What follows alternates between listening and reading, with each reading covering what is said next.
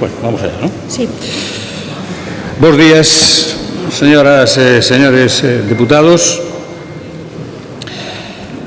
Imos dar comezo á sesión ordinaria do Pleno da Corporación Provincial correspondente ao mes de xullo do presente ano 2024, poñendo en antecedentes a todos os señores deputados e diputadas de dous acontecementos. Un deles, felicitar a aquel home que se ve naquela pantalla, que estará telemáticamente porque acaba de ser papá na Coruña, e, por lo tanto, pues, felicitar a Iván e a Mai e ao pequeno, por suposto. E, por outra banda, decir que se atopa, bueno, non se atopa ben de saúde Efrén e que, por lo tanto, non nos vai poder acompañar no día de hoxe. Dito eso, saudar tamén a funcionarios, medios de comunicación, personal que nos acompaña. E vamos co primeiro punto da orde do día, que lectura se procede, bueno, a aprobación se procede da acta da sesión ordinaria celebrada o día 25 de xuño de 2024. Alguna cuestión á acta? Pois todos votamos.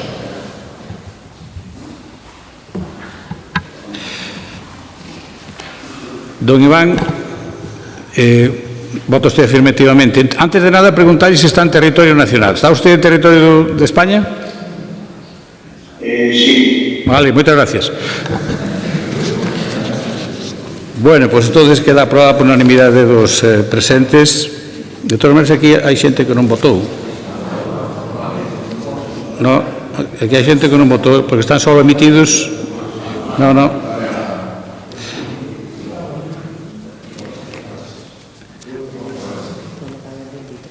A ver, tiña que haber 24 votos, 23 aquí. Repetimos a votación. Estamos atentos porque xa pasou outro días que non votaban e, por lo tanto, pues, se non deixaremos esas votacións sin efecto, claramente. Votamos.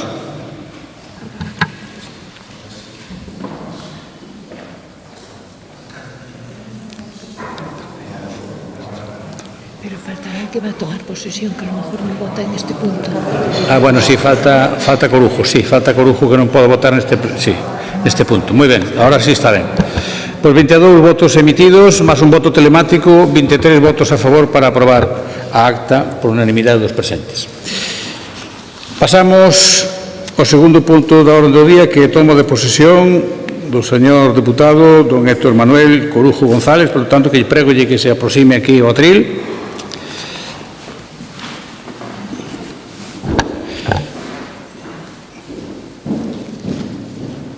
E que dé lectura ao texto de promesa ou xuramento, como usted queira. Xuro por miña conciencia e honra cumprir fielmente a subida ao cargo de deputado provincial, por lealdade ao rei, en ardar e facer gardar a Constitución con normas fundamentales. Moi ben, pois acaba de perfeccionar usted o seu cargo como deputado provincial. Se acerca por aquí, por favor. Bueno, si firma no libro, sí.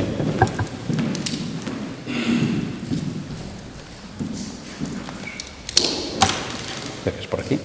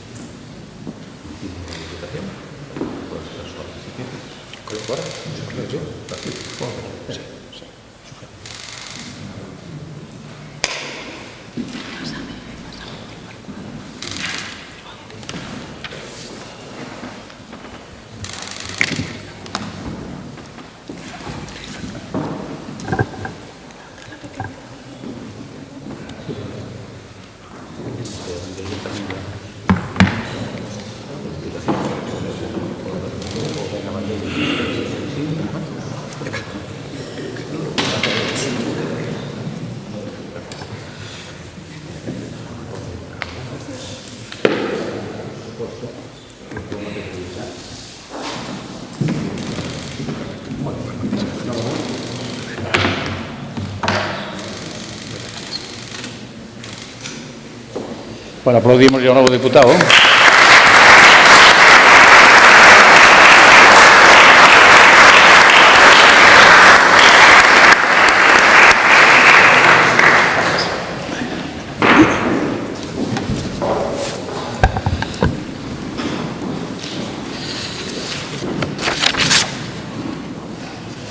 Moi ben, pois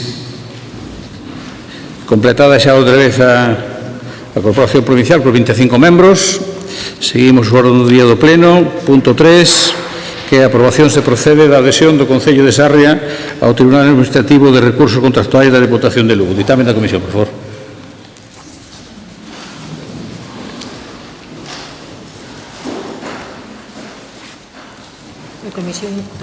A Comisión Informativa dictaminou favorablemente a adopción do seguinte acordo: aprobar a adhesión do Concello de Sarria ao Tribunal Administrativo de Recursos Contractuais da Deputación de Lugo, notificar ao Concello de Sarria e ao Tribunal Administrativo de Recursos Contractuais da Deputación o presente acordo e facultar ao señor Presidente ou en quen este delegue para suscribir e asinar toda clase de documentos relacionados con este asunto. Moitas gracias, señora secretaria. Hai algunha intervención? Non, pois entonces sometemos á votación. Votamos.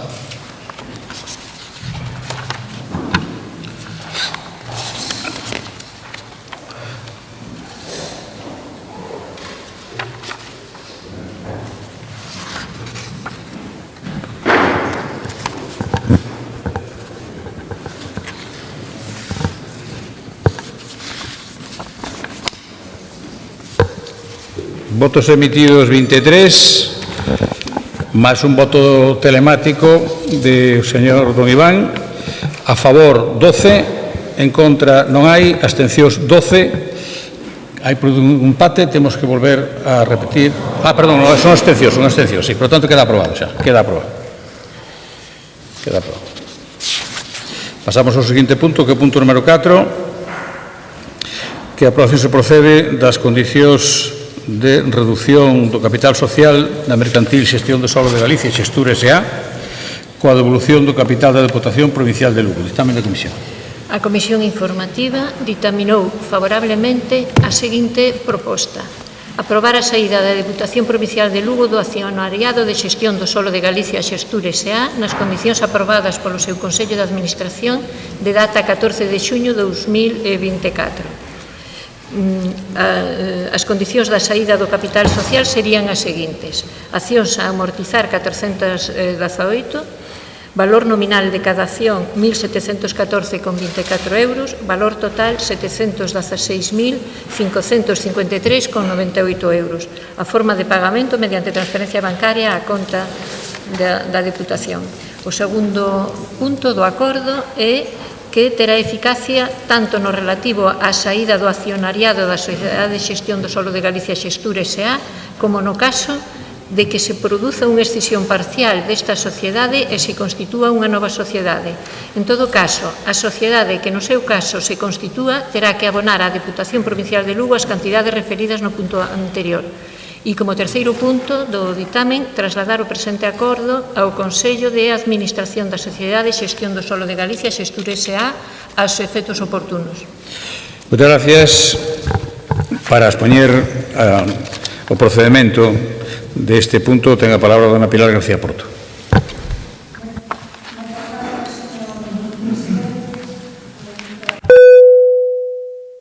Moitas gracias, señor presidente. Bo día a todos e a todas e benvida ao novo deputado que acaba de incorporarse. Ben, por parte da Secretaría da Deputación xa se explicaron os termos da proposta e, en realidade, isto ven a dar resposta a unha bella reivindicación da Deputación de Lugo, que xa cando estaban constituídas as 4 xestures provinciais, pois pedía a saída de Xestur da institución provincial. É certo que naquel momento non podía consolidarse, tal e como aclaraba a Xunta de Galicia nas diferentes xuntas xerais, debido a que houbo que levar a cabo un préstamo mancomunado entre as 4 deputacións e a Xunta de Galicia para sacar adiante a mala situación económica de Xestur despois de constituirse como unha única entidade e deixar de ser 4 provinciais. Dende aquelas ata hoxe, por parte desta institución, solicitouse anualmente en cada xunta xeral a posibilidade de saída. Baralláronse diferentes propostas, por parte da Xunta de Galicia, lles parecía ben, pero a saída non podía producirse precisamente porque nos explicaban que debido á contratación dese préstamo mancomunado non podía sair a Deputación. Pois ben, agora a Xunta de Galicia quen propón esta saída das deputacións, segundo nos aclararon na última Xunta Xeral, e en data 27 de xuño indicouse que se estaba tramitando esa operación de escisión parcial de Xestur para crear unha nova sociedade. Así que, a partir de aquí, a proposta que traemos tamén a pleno é en coherencia co mantido dende esta institución e aceptando a proposta que agora nos fai a Xunta de Galicia sair de Xestur. Moitas gracias, dona Pilar. Por o Grupo Popular ten a palabra don Antonio Mejide. Moitas gracias, presidente. Evidentemente, tamén dar a benvida ao noso compañeiro Héctor. Xa o fixemos, obviamente, antes en privado, pero tamén hai que facer aquí públicamente. Estou seguro de que vai a facer un enorme traballo pola provincia, como así o está facendo dende fai anos no seu concello no Incio. Falando de Xestur, pois evidentemente estamos a favor desta venda de accións, desta operación, porque é algo que evidentemente agora mesmo pois o mellor non tiña todo o sentido xa seguir formando parte deste ente, e ten todo o sentido o que propoñen hoxe aquí. De feito, tamén é outra maneira de recuperar liquidez para esta institución provincial, liquidez que evidentemente se pode ou se debe utilizar en unha política industrial seria dende esta Diputación para intentar impulsar a política industrial da provincia de Lugo. Por eso, estes 716.000 euros que se van a recuperar para as arcas provinciais, entendemos dentro do Grupo Provincial Popular que se deberían utilizar, como non pode ser de outro xeito, para unha política industrial seria ao longo de toda a provincia e impulsar esos polígonos que ten a Diputación comprometidos e que non executa, e impulsar tamén os que ten executados, pero que non terminan de arrancar. Agradecer tamén o traballo destes anos de Xestur, pois con polígonos ou con iniciativas como pode ser aquí na cidade, na capital, o polígono das Gándaras con 100% de execución e con xente, con lista de espera, con lista da garda para arrancar proxectos industriais en outros polígonos da provincia. E evidentemente, pois, de novo, reitero que deberíamos reinvertir estes cartos que hoxe veñen para a Diputación Provincial ou que nas vindeiras semanas virán para a Diputación Provincial en política seria e útil industrial. E pedirlles tamén, dentro desa política industrial provincial, seriedade, rigor, responsabilidade e lealdade ca provincia, que eu creo que é o que está faltando nestes últimos anos. Pídolles responsabilidade en asuntos trascendentais para a provincia, como pode ser o exemplo de Altri. Pídolles responsabilidade que antes de falar, que escoiten, que antes de pronunciarse, que esperen os informes, como parece que agora dice o del presidente da Diputación que van a facer. Pero o que non se pode facer en política industrial é andar dando bandazos, porque isto o único que fai é espantar os inversores, espantar a creación de emprego, sobre todo facer un dano enorme ao asentamento poboacional da nosa provincia. Por eso, o que buscan os inversores, o que buscan os que crean emprego, é seriedade, é rigor, é certidumbre, é luces e taquígrafos, que é exactamente o contrario que están demostrando nos últimos anos nesta institución. Non se pode gobernar a golpe de titular, a ritmo de manifestación ou a golpe de pancarta, que é o que se está facendo por parte de vostedes nos últimos anos. Por iso lles pido seriedade e agradecer esa rectificación que parece que deu o presidente da Diputación a raíz da entrevista que tuvo co presidente da Xunta, don Alfonso Rueda. Agradecer que o señor Tomé parece que entrou en razón e agora dixo que iba a esperar os informes e que se cumplía esta iniciativa empresarial na provincia que iba a apoiala. Agardo que faga o mesmo a súa man dereita, que apela ou chama a loita en redes sociais aos seus veciños. Pídolles, por iso lles digo coherencia e seriedade. Non pode ser que o presidente da Diputación este dicindo que a Diputación vai esperar esos informes e se os informes cumplen van a apoiar esa iniciativa e que a man dereita na Diputación e no Concello de Antas deste presidente provincial este chamando a loita aos veciños. Isto é incoherente e isto que fai é botar os inversores da nosa provincia. Isto que fai é xerar un daño enorme á imaxe da nosa provincia, sobre todo poñer en risco a creación de emprego. Por eso, lles pido que se aclaren, por eso lles pido que deixen de destruir ou de paralizar o futuro desta provincia. E tamén lles digo que do BNG non esperamos nada. Non esperamos nada. Porque se por vostedes foran, andaríamos ainda con carros e con bois. Pero do PSOE sí, porque no seu día foron un partido serio, un partido responsable e un partido no que millóns de españoles se podían fiar. Hoxe non sei se podería decir o mismo, pero bueno, tampouco se o día para facer esa reflexión, despois seguramente salga a colación este tema. Pero, o galla que sea verdade esa rectificación do presidente da Diputación, o galla que a partir de agora impere a seriedade e a responsabilidade no seu partido, e o galla que faga entrar en razón a súa man dereita e a outros líderes do Partido Socialista a nivel provincial que están pronunciándose sin saber e sin leer os informes que todavía non existen. Muchas gracias. Segundo turno, señora Porto. Perdón?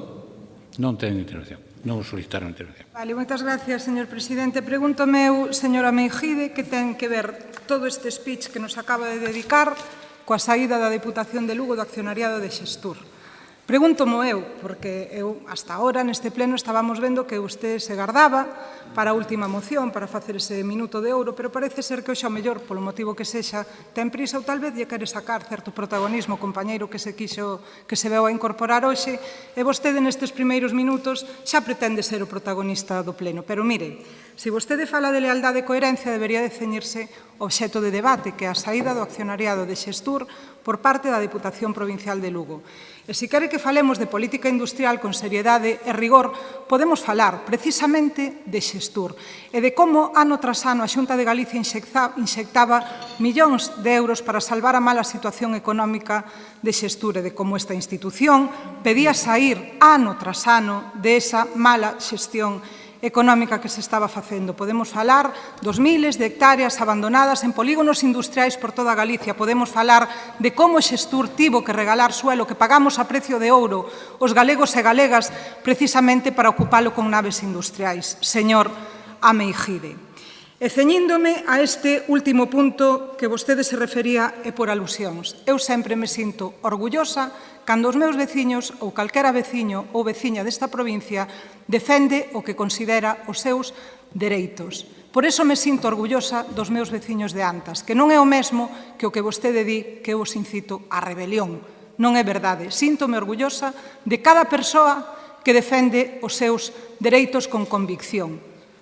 E iso non quere decir estar en contra de posicionamentos que defendan a política industrial de Galicia. Tal vez, nese punto que introducen vostedes a final do pleno para falar desa cuestión, pero que a vostede igual lle chega tarde, si podemos falar destas cuestións e dos intereses que a propia Xunta de Galicia tiña para que unha industria se instale nun lugar determinado e que, por certo, xa foi debatido con pouco éxito pola súa parte neste pleno. Dito isto e centrándonos no que corresponde, seriedade e rigor é manter a coherencia dos últimos anos nos que solicitábamos a saída de Xestur desta institución e facelo cando por parte da Xunta de Galicia por fin se nos tende a man para poder facelo. Moitas gracias. Gracias, señora Meijide, segundo turno. Moitas gracias, presidente. Oiga, pídolle disculpas se lle moleste que interveña neste pleno. A verdade é que non se sabe como actuar con vostede. Si non falo nunha moción moléstalle, si falo tamén, é verdade que non sei como actuar para non agraviala de algún xeito. Pero, bueno, a verdade, como non me importa moito o que pense de min, máis ben me importa relativamente nada, pois sigamos falando de política industrial, porque sí, Altri é política industrial, son 2.500 postos de traballo, na nosa provincia, entre directos e indirectos, pero tamén é política industrial moitas outras cousas que comentaremos agora. Suelo abandonado. É que falar de suelo abandonado na Diputación Provincial, a verdade que hai que ter peito, hai que ter valor, porque claro, unha institución que no seu día arrincou unha política industrial importante na provincia, comprometendo, construindo e comprometendo unha serie de polígonos industriales para favorecer a implantación e o asentamento de empresas, para que crecesen as que xa existían en moitos municipios da nosa provincia, dende que levan gobernando, a verdade é que prácticamente non fixeron absolutamente nada. por elo. Por tanto, política industrial, sí, é do que vimos a falar aquí. E de que eses 700 e pico mil euros que van a recibir, que o reinvirtan en política industrial. Neses 29 polígonos que había comprometidos, dos cales só hai 8 construídos e 21 están pendentes. Dígallo o alcalde de Baralla, o alcalde de Becerreá, o que, por certo, ahora non poden ver, pero no seu día era compañeiro seu, o de Río Torto, que o temos hoxe aquí, o de Triacastela, o de Incio, que, por certo, toma hoxe posesión, e moitos outros, se queren, podemos citar compromisos que había e que vostedes nestes anos incumpliron. Ou digo yo tamén a outros polígonos que están construídos e que están abandonados dende hai anos, onde tamén gobernan vostedes. Podemos falar do polígono de Ourol, ou se quere pode dar e mirar cara atrás, polígono de Castro Verde, que según a época do ano podemos ter ou un deserto ou un toxal. Depende da época no que vayas, se pasou o tractor para desbrozar ou non. Pero a realidade é que non se está potenciando nin incentivando o asentamento de iniciativas empresariais en ningún destos polígonos. E iso é o que non se está facendo a Deputación Provincial de Lugo. E iso é o que, aínda que lle moleste que eu fale, iso é o que está pasando nesta Diputación. E por iso agradezco profundamente esa rectificación do presidente da Diputación, porque comezaron levando nos seus programas electorais Altri, para despois votar a favor en todas as iniciativas que se presentaron. E unha vez levado o batacazo electoral que levaron nas eleccións autonómicas, agora votar en contra. E agora encontrarnos cunha situación na provincia no que o presidente da Diputación di que hai que esperar os informes, o cal é unha postura responsable, esperar os informes para pronunciarse, pero temos a alcaldesa e mau dereita do presidente da Diputación neste salón de plenos, literalmente falando dos seus veciños en loita, chamando a loita aos veciños, sin saber se cumpren as iniciativas que se plantexan neste e noutros puntos da provincia. Responsabilidade, seriedade e lealdade ca provincia é o que lles pedimos e votaremos a favor, por suposto, desta moción. Turno de peche, señora Porto. Pechamos, señor presidente. Mire, síntome orgullosa cando defenden os seus dereitos fronte a unha industria que consideran que non é axeitada para o seu territorio e síntome orgullosa cando defenden os seus dereitos fronte a unha Consellería de Sanidade que non respeta o medio rural e que nos abandona sin médicos no medio rural, señora Meijide. Pero esa vostede non fai alusión. Síntome orgullosa. Non chamo a loita. Diferencie. Aprenda a diferenciar. E sigo con esta proposta. Falou de todo menos de Xestur, porque non lle convén. Falou de Altri porque non quere agardar ao último punto deste pleno porque non lle dá o titular. Pero seralle aclarado todas cantas mentiras dixo vostede sobre as palabras do presidente desta Deputación seránlle aclaradas neste pleno cando corresponde, ao final, porque non rexistraron en tempo suficiente para que fora abordado o asunto ao principio e agora vostede ven con oportunismo absoluto a falar dunha cuestión que non corresponde. Agora vamos a votar a salida de Xestur da institución provincial de Lugo como corresponde. Moitas gracias. Gracias, señora Porto. Señora Meijide, vexo que, como dice aquel dito, ni contigo ni sin ti tienes mis males remedios. Non sei por que non acerto este nunca. Eu sinto, de verdad, doime moito que vostedes se acorden tanto de Suplusa, dese chiringuito que afortunadamente xa morreu, pero, claro, é que vostedes sacaronlle moito proveito político a ese chiringuito. Moitísimo. E claro, por iso lles doi tanto que xa Suplusa non exista. Por iso de vez en cando volven outra vez aí co tema de Suplusa. Pois van tardar outra vez en poder ter un chiringuito así, porque non nos vamos a ter. Ustedes sí, ustedes teñen varios. E mire, falando de seriedade, señora Meijide,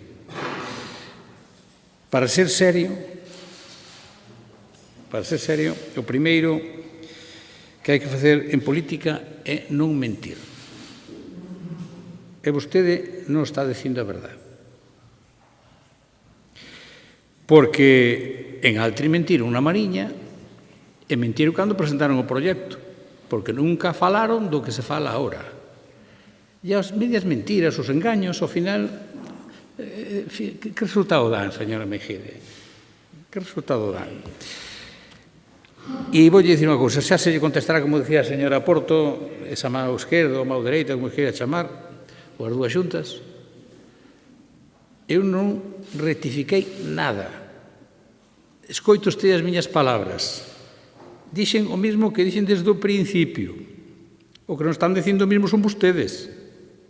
Por se acaso. Pero acórdense ustedes cando en Cervo se iba a poñer Altri. Acórdese. Non veña usted aquí dando leccións de ser serios, porque o primeiro que non é serio é vostede. Se fora serio, non estaría dicindo o que está dicindo, hombre. E sobre todo porque está grabado, o que eu dixen está grabado. Por tanto, se pode pasar a manuscribir iso que está en voz, se pode pasar a texto. E lea usted ben. Tan é así que quen dixo que estaba de acordo co que dicía era o presidente da Xunta.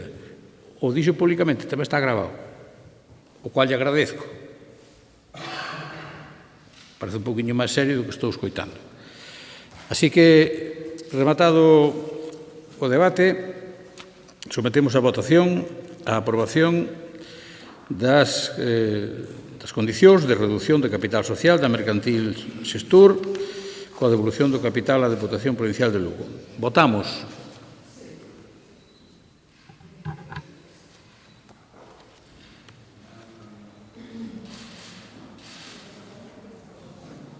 Votos emitidos 23, máis un telemático, estamos vendo todos, por tanto, son 24 votos a favor, non hai votos en contra nin abstencións, queda aprobada por unanimidade. Pasamos ao punto 5, que é unha proposta de goberno para a mellora da canle do regadío do Val de Lemos. Dictamen da Comisión, por favor. A Comisión Informativa dictaminou favorablemente a adopción dos seguintes acordos. Instar ao Goberno do Estado a condonar a débeda da que son titulares as comunidades de regantes, instar a Confederación Hidrográfica Miño-Sil a realización dun censo para a mellora da xestión en toda a zona de dominio, instar a Confederación Hidrográfica Miño-Sil a renovación e actualización da infraestructura da canle por parte da propia Confederación, instar a Confederación Hidrográfica Miño-Sil a non eliminación da infraestructura de regadío na marxa dereita da canle baixa de Monforte de Lemos e, por último, solicitar ao Goberno da Xunta de Galicia a realización dunha parcelaria ou agrupación de fincas nas zonas afectadas pola canle sen prexuízo das fincas con usos residenciais conforme á legalidade. Moitas gracias, señora secretaria. Para expoñer esta proposta ten a palabra don Daniel García. Moi bo día a todos e a todas. Desculpar primeiramente a ausencia de Fran Castro por motivos de saúde, desexarlle unha pronta melloría e recuperación. Darlle tamén a noraboa ao compañeiro Iván Castro por esta boa nova, que sempre é un nacemento, e darlle desde aquí moito ánimo e paciencia para esta nova etapa. Tamén desexarlle, darlle a benvida ao compañeiro Héctor Corujo a esta corporación provincial dentro do Bloque Nacionalista Galego. Por alusións, se me permiten, voulle contestar ao señor Mejide que sempre, dixo que non esperaba nada de nós, non? Eu digolle que nós sí que agardamos sempre do Partido Popular, ainda que nunca cumplan coas nosas expectativas, pero, non perdemos a esperanza de que algún día podan cumplilas. Fala vostede do carro e dos bois. Son vostedes os especialistas en poñer sempre o carro diante dos bois, sempre ao pé das grandes potencias, olvidándose da xente, fundíndos na miseria tanto económica como ambientalmente. Simplemente iso. Xa no... vou pedir se pode empezar a moción, sí. Dende o Grupo Provincial do BNG voltamos a traer a este pleno provincial unha moción para debater sobre a necesidade da posta en valor da produción primaria agraria do Val de Lemos despois dos acordos aprobados no pleno no mes de abril do ano 2022. Queremos evidenciar que Galicia segue a perder superficie agraria útil e da necesidade de apostar por políticas reais que incidan na importancia do rural para reverter esta tendencia e poder incrementar a porcentaxe do 21% do solo útil no camiño dunha soberanía alimentaria propia e aceptable. Galicia importa alrededor de 3 millóns de toneladas de cereais para a fabricación dos concentrados, fundamentalmente destinados á alimentación animal nas fábricas de pensos. De Ucrania importamos alrededor do 23% do total dos cereais empregados en Galicia. Atopámonos, pois, nunha clarísima deslocalización da soberanía alimentaria primaria. A situación de dependencia das ganderías máis extensivas é evidente. Entón, é o momento, pois, de tomar medidas estruturais, ademais das paliativas para o inmediato. É o momento de poñer en práctica as medidas que activen o rural, os cultivos cerealistas nas zonas abandonadas e de recuperar a superficie agrogandeira forestada ilegalmente coa complicidade do chamado goberno galego. Para lograr incorporar estas terras abandonadas e convertelas en superficie útil, compre recuperar a tradición cerealista perdida en moitas comarcas eminentemente agrícolas para poder paliar a escaseza e altos prezos dos insumos, garantindo un abastecemento acorde coas exixencias sanitarias. Na provincia de Lugo dispoñemos dun exemplo claro que traemos a este pleno do abandono. Trátase do regadío do Val de Lemos. O plan de regadío do Val de Lemos, declarada no ano 1966 cunha superficie inicial de 5.500 hectáreas, foi un dos grandes fracasos da política agraria do franquismo en Galicia. As obras de construción dos canais de regadío que incluíron a construción do encoro de Vilasouto acometéronse durante os anos 60 e 70, pero contaron con múltiples carencias dende un principio. Falta de concentración parcelaria, de estudos de mercado ou de obras de nivelación do terreo. Sobre unha superficie total afectada polo regadío de 6.672 hectáreas, algo menos da metade ten aproveitamento na actualidade. Simplemente nos nesta moción reclamamos pois o que as comunidades de regantes demandan constantemente, unha mellora das infraestructuras e da súa xestión. Moitas grazas. Moitas gracias, don Daniel. Polo Grupo Popular ten a palabra don Luís Fernández. Gracias, señor presidente. Bo día a todos os presentes. Como fixo Iván, pois tamén darlle darlle a noraboa a Iván por esa paternidade, a benvida ao meu compañeiro de bancada Héctor e os desexos dunha porta recuperación para Efrén. En canto a esta moción, anticipolle, lóxicamente, que imos votar a favor, non cabe outro posicionamento ao respecto, pois, dende o Goberno galego e en concreto dende a Consellería Medio Rural, estáse apostando por a posta en valor de terreos de uso agrario e a implicación de todos os usuarios no plan de mellora de infraestructuras de todo tipo, cun obxecto de dinamizar precisamente as zonas rurais.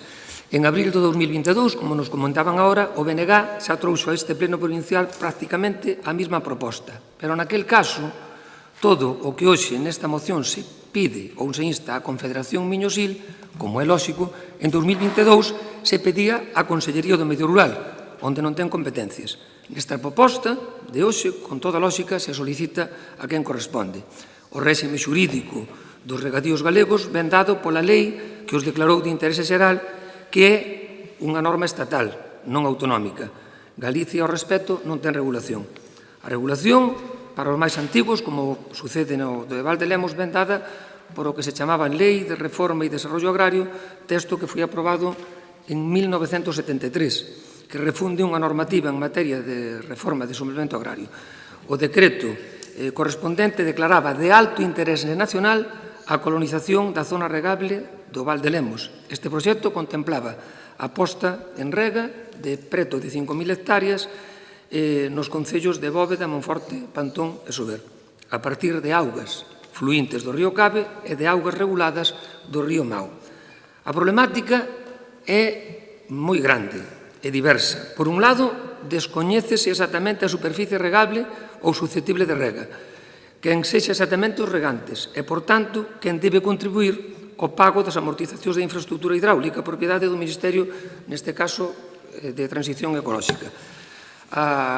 Por outro lado, acumúlase unha débeda moi importante e mesmo houbo conatos de embargo en máis dunha ocasión.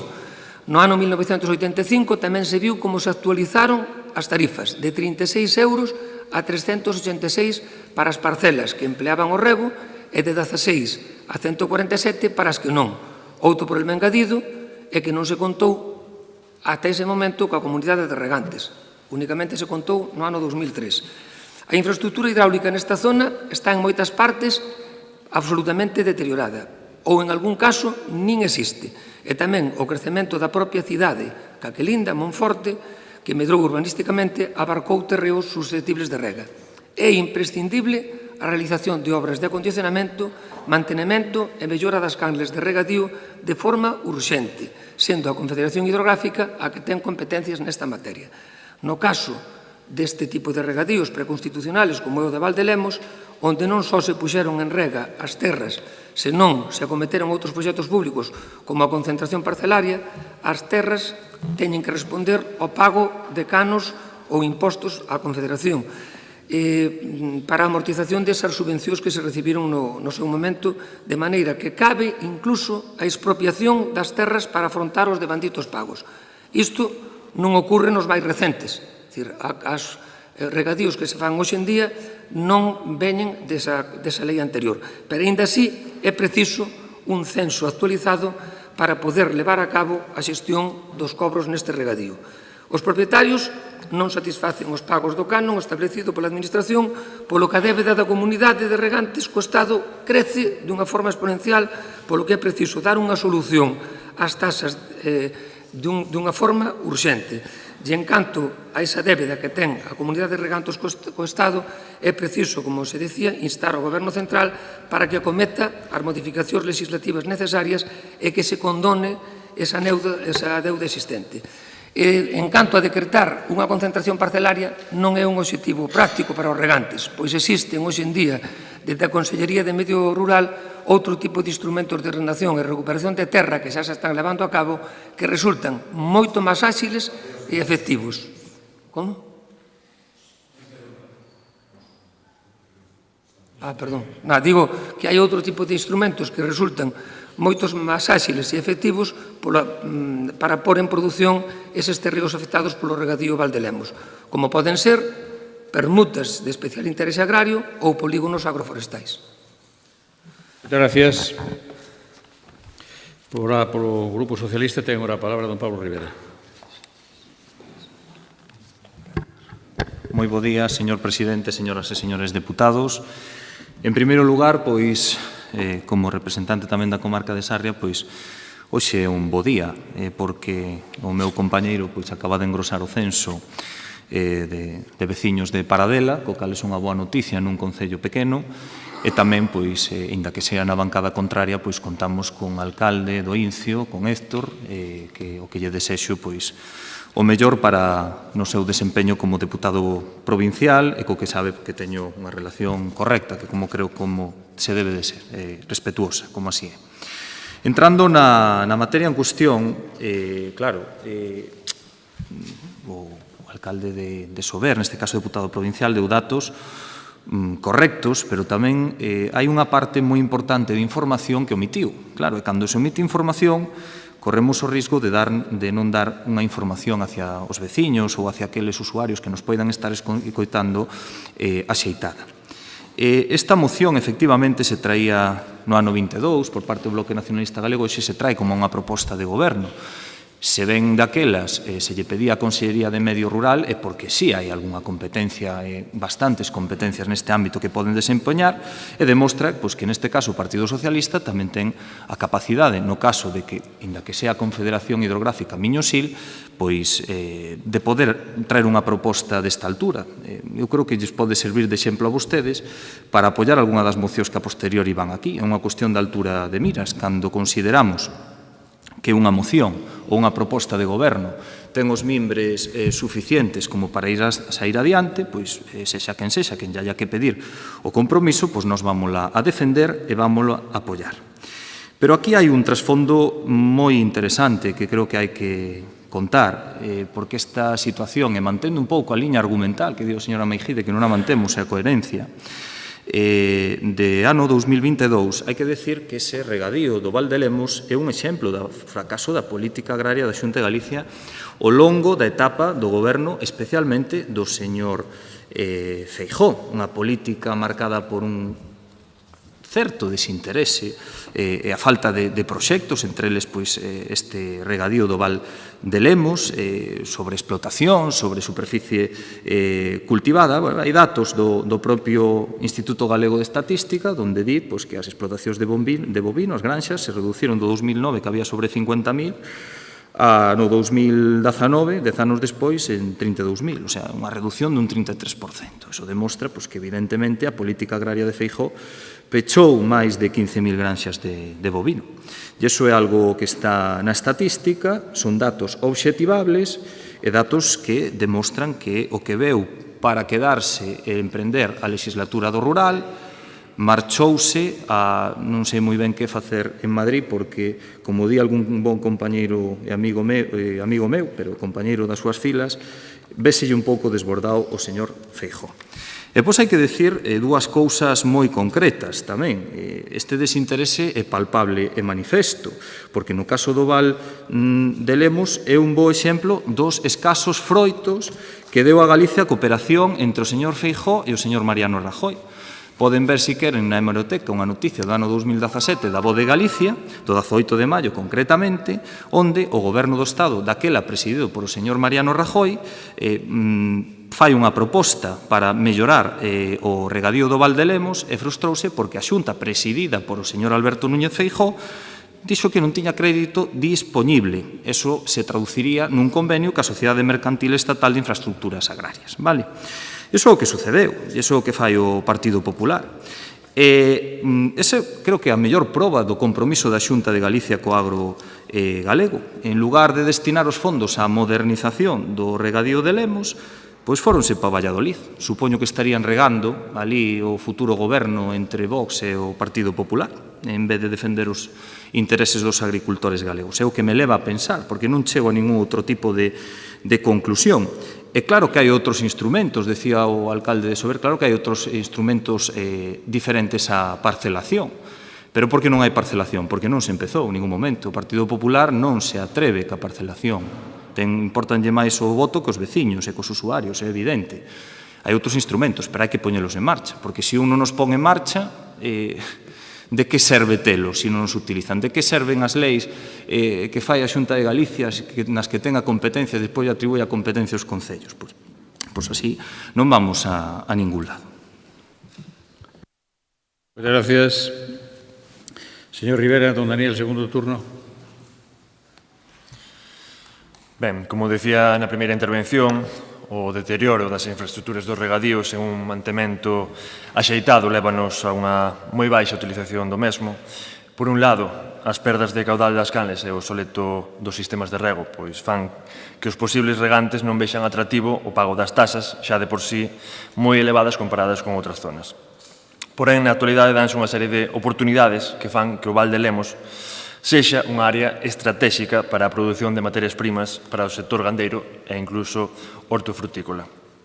Por todo isto, reiteramos novamente a colaboración institucional que permita recuperar e poñer en valor unha terra tan estratégica como necesaria para o agro da provincia de Lugo. Instamos ao Goberno de Estado a condonar a débeda de que son titulares as comunidades de regantes. Instamos á Confederación Hidrográfica Miño-Sil á realización dun censo para a mellora da xestión en toda a zona do dominio, á renovación e actualización da infraestructura da canle por parte da propia Confederación, a non eliminación da infraestructura de regadío na marxe dereita da canle baixa de Monforte de Lemos e, igualmente, instamos ao Goberno da Xunta de Galicia a realización dunha parcelaria ou agrupación de fincas nas zonas afectadas pola canle sen prexuízo das fincas de usos residenciais conforme á legalidade. Moitas grazas. Muchas gracias, señor Guitián. Bueno, lógicamente, reitero, agradecemos a proposta, neste caso incluso por a miña parte como concello implicado.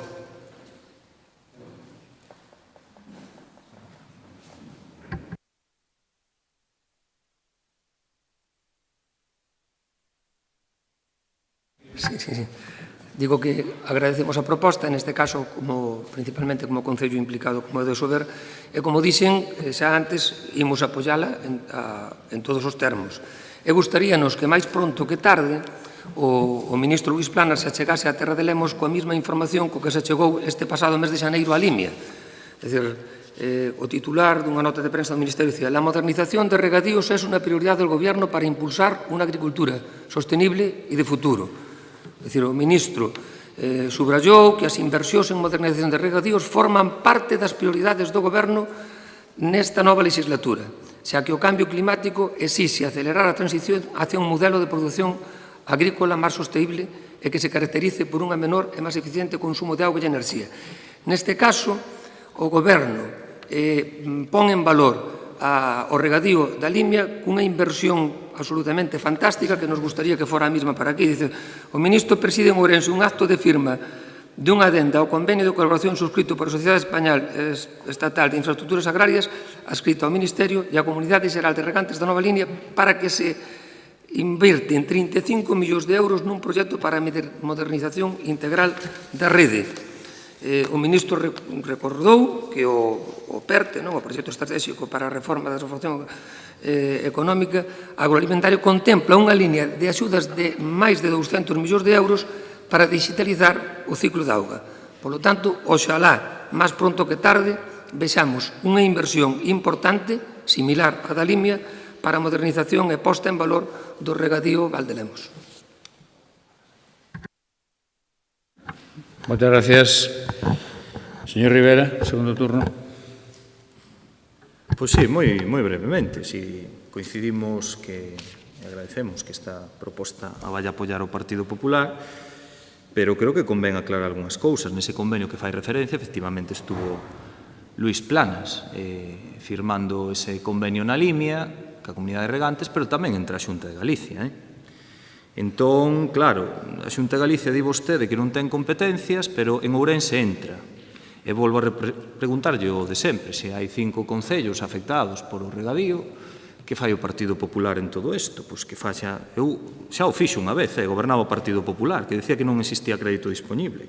Entón, o que pode pasar nesto, se ven o ministro fai unha proposta, pero a Xunta non pon a súa parte correspondente, pois pasa o de sempre. Que lle pasa ao Partido Popular ca provincia de Lugo? Eu espero que con esa vehemencia que defenden certas cuestións, isto é facer política industrial tamén, decía o señor Ameijide, pero hai que ter un plan estratégico do regadío, hai que ter unha ordenación do territorio áxil e hai que facela, porque regular, bueno, pois regula calquera, despois aplicar o que se regula xa é outra historia, e a Xunta pois non é que regule despacio, só que regula máis rápido onde lle convén. Está claro que aquí, por algún motivo, a vista está, parece que non lle convén ou non lle interesa como debera. Tamén hai que decir, fala vostede de política industrial, pois a Confederación Hidrográfica Miño-Sil no ano 2022 tamén asinou un convenio coa Universidade de Santiago de Compostela por valor de 290.000 euros para desenvolver un plan de integral para ver como se desenvolve ese regadío do Valdelemos, para poñer idea arriba da mesa. Serás que non pon a Xunta de Galicia.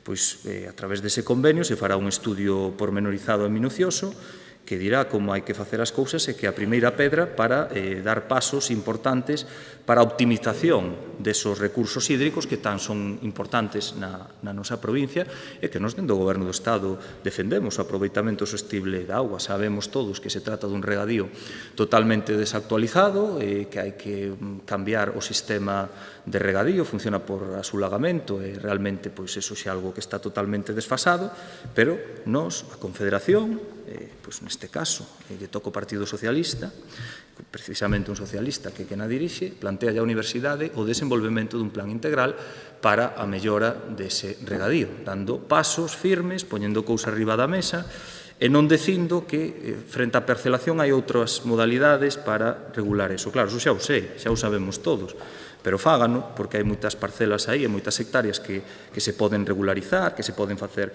intercambios de parcelas, pero den o paso, eso ten que facer a Xunta, non vou facer eu.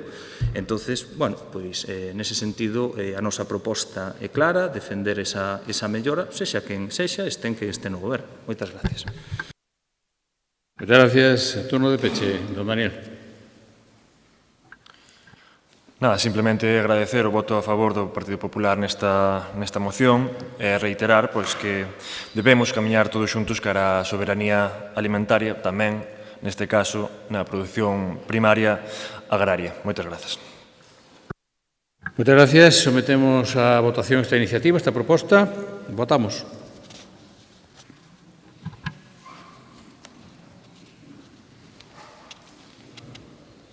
Votos emitidos 23, un voto telemático, todos a favor, non hai votos en contra ni abstencións, queda aprobado por unanimidade. Pasamos ao punto número 6, que é unha moción do Grupo Provincial Socialista reclamando á Xunta de Galicia a anulación da suba do canon da recollida do lixo de Sogama aos concellos. Dictamen da Comisión, por favor. A Comisión Informativa ditaminou favorablemente a moción nos términos nos que se formulou. Moitas gracias, señora secretaria. Para expoñer a iniciativa ten a palabra a dona Pilar García Porto. Gracias de novo, señor presidente. Nos nesta moción recollemos e asumimos como propios e defendemos, ademais, as reivindicacións da FEGAM, é dicir, do que queren os alcaldes e alcaldesas de Galicia, do que lle pedimos á Xunta. E facémolo fundamentalmente por dous motivos. Primeiro, porque a Deputación debe amplificar e axudar os concellos da provincia de Lugo nas súas reclamacións. E segundo, porque somos defensores da suficiencia financiera. A suficiencia financiera como unha condición para garantizar a autonomía municipal recoñecida na nosa Constitución. E, dende logo, non podemos compartir un modelo de gobernanza para Galicia como que ten o Partido Popular, no que as decisións que competen aos concellos se toman de espaldas a eles sen ter en conta as súas necesidades. E dende un modelo paternalista que ignora os concellos que son de outras cores políticas e converte en mendicantes os propios concellos gobernados por alcaldes e alcaldesas do Partido Popular. O certo é que esta modificación para subir o canon de Sogama oculta o fracaso dun modelo, a ineficiencia do monopolio de Sogama, e queren que os galegos e galegas paguemos o fracaso do seu modelo, do modelo de Sogama, tomándonos o pelo. A Xunta mantén en Sogama un modelo defectuoso que sitúa a Galicia á cola de reciclaxe das comunidades autónomas de España. Somos os terceiros pola cola. O que se recolle en Sogama só se recicla o 12,6% do lixo recibido.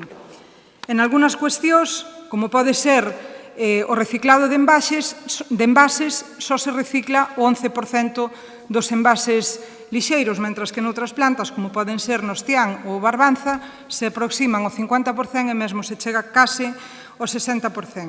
Sogama leva acumuladas dende o ano 1995 6,5 millóns de toneladas de lixo no vertedoiro de Areosa.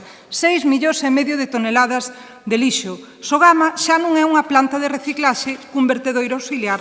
Sogama é un vertedoiro inmenso, o maior vertedoiro de Galicia, cunha estación de reciclaxe que resulta ineficiente e que non dá resposta aos problemas de tratamento de lixo que temos os concellos en Galicia. Vostedes, o Partido Popular, non vostedes, o seu partido, dende a Xunta de Galicia, en lugar de traballar para mellorar o sistema, en lugar de traballar para modernizalo e adaptalo ás indicacións europeas, traballan para incrementar o que hai que pagar desde os concellos e pagar máis polos mesmos servicios deficientes. En lugar de melloralos, temos que pagar máis para seguir recibindo un servicio deficiente. A Xunta non fala cos concellos, pero tampouco fai as cousas por si mesma. Podía non ter diálogo, pero modernizarse, facer cousas, pero tampouco é o caso. E esta subida, precisamente, deriva dese feito de que a Xunta de Galicia non foi quen de fixar o precio da recollida da tonelada de lixo para os orzamentos deste ano, para 2024. De aí ven o problema de fondo. E, ademais de retirar a subida, boa cousa sería que escoitara as peticións da FEGAN e que creen unha comisión para traballar xuntos concellos e Xunta de Galicia e poder ter unha determinación con un precio razonable de cara ao ano que ven, de cara ao 2025, e poder aprobalo nos orzamentos do 25, xa que non puideron aprobalo nos do 24. Por certo, no ano 2025 vostedes coñecerán a normativa, igual que a nós, de que hai que repercutir o 100% do custe do servicio nos usuarios.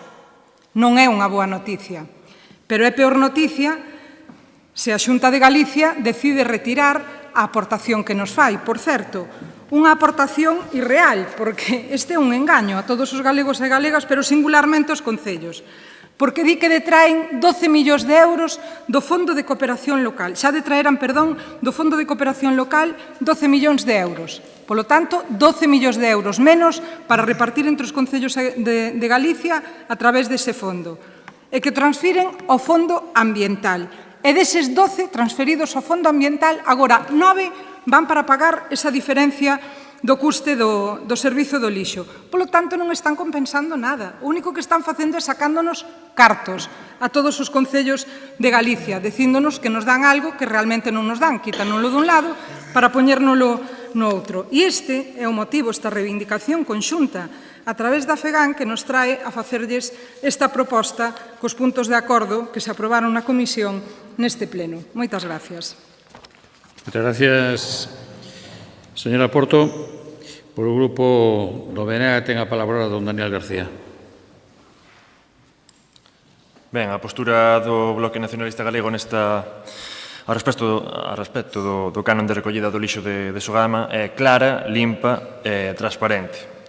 Sen ir máis lonxe, na Asamblea da Directiva da FEGAM, celebrada na tarde de onte, aprobouse por unanimidade o noso rexeitamento á subida do canon de Sogama e a aposta decidida por un novo modelo de xestión de residuos, recibindo tamén o voto favorable do Partido Popular.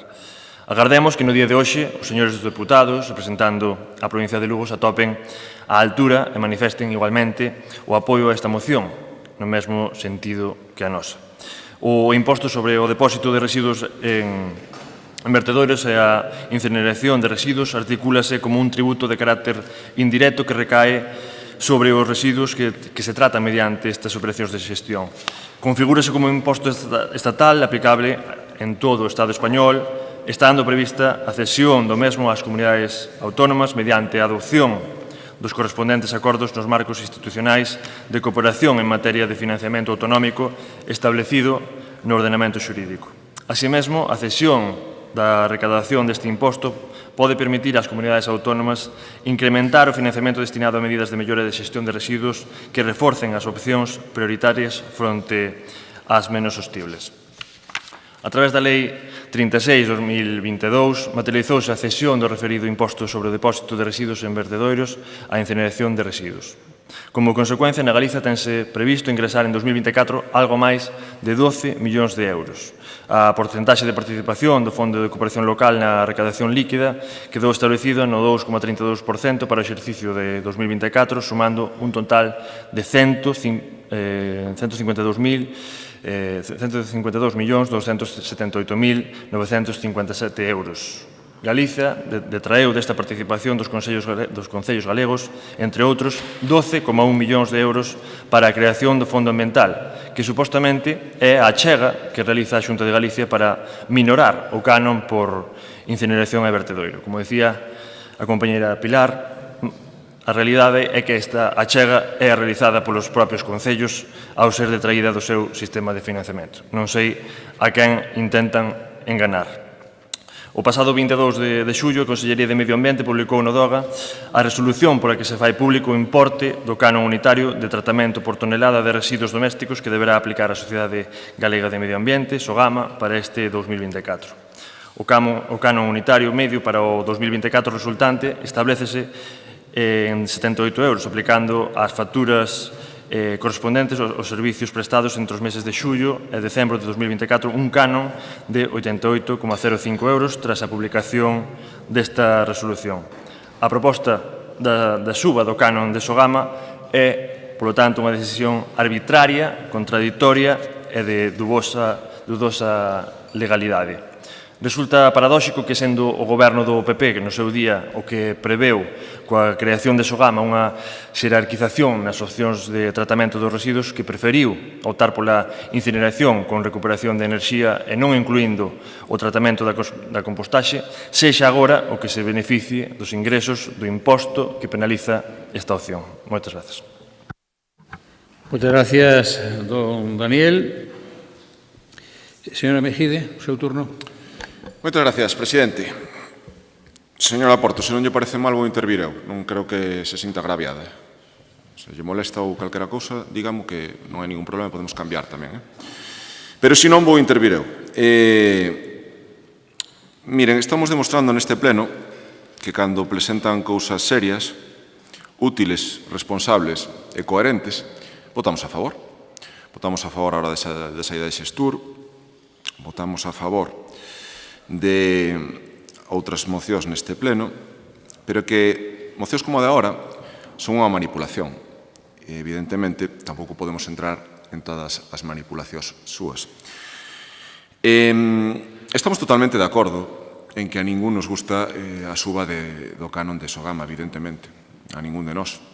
Moito menos os alcaldes que nos acompañan nesta bancada ou que me acompañan nesta bancada, que teñen que asumir eses costes, e por ritmo deses costes teñen que asumir o constante ataque desta Diputación de ver como se axuda a uns concellos e máis da mitad da provincia nin se lle escoita, porque non se lle recibe, nin se lle axuda, porque non se acordan delas para absolutamente nada. Ojalá tuveran a sorte de poder contar ca Diputación para pagar facturas desardiñadas como o Concello de Viveiro, ou pagar a gasolina dos coches como fan en Pol, ou comprar supermercados como fan en Pol. Pero, bueno, ojalá tuveran esa liberdade económica que lle dá ter a Diputación detrás pagando calquera despropósito de xestión do Partido Socialista. Pero a realidade, se hoxe estamos falando dunha subida do Sogama, non se pode entrar a manipulacións. Sogama sube única e exclusivamente porque se cambiou a legislación estatal e porque Pedro Sánchez modificou unha lei para a suba da recollida do lixo. E este canon sube evidentemente por esa modificación legislativa do Goberno Central. E se non fose así, non subiría. E isto é unha realidade. Eu entendo que o presidente do Goberno estará ocupado enviando misivas ou enviando cartas aos cidadáns. Probablemente hoxe este algo máis ocupado do habitual, pero, home, que os seus xefes estén subindo as tasas e aprobando leis que repercuten directamente na economía e nos bolsillos dos galegos e que por riba lle boten a culpa a Xunta de Galicia, non é que me parezca un despropósito, que me parece unha sinvergüencería. Isto é propio de sinvergüenzas, porque non ten outro sentido. É que sabemos por que se sube Sogama.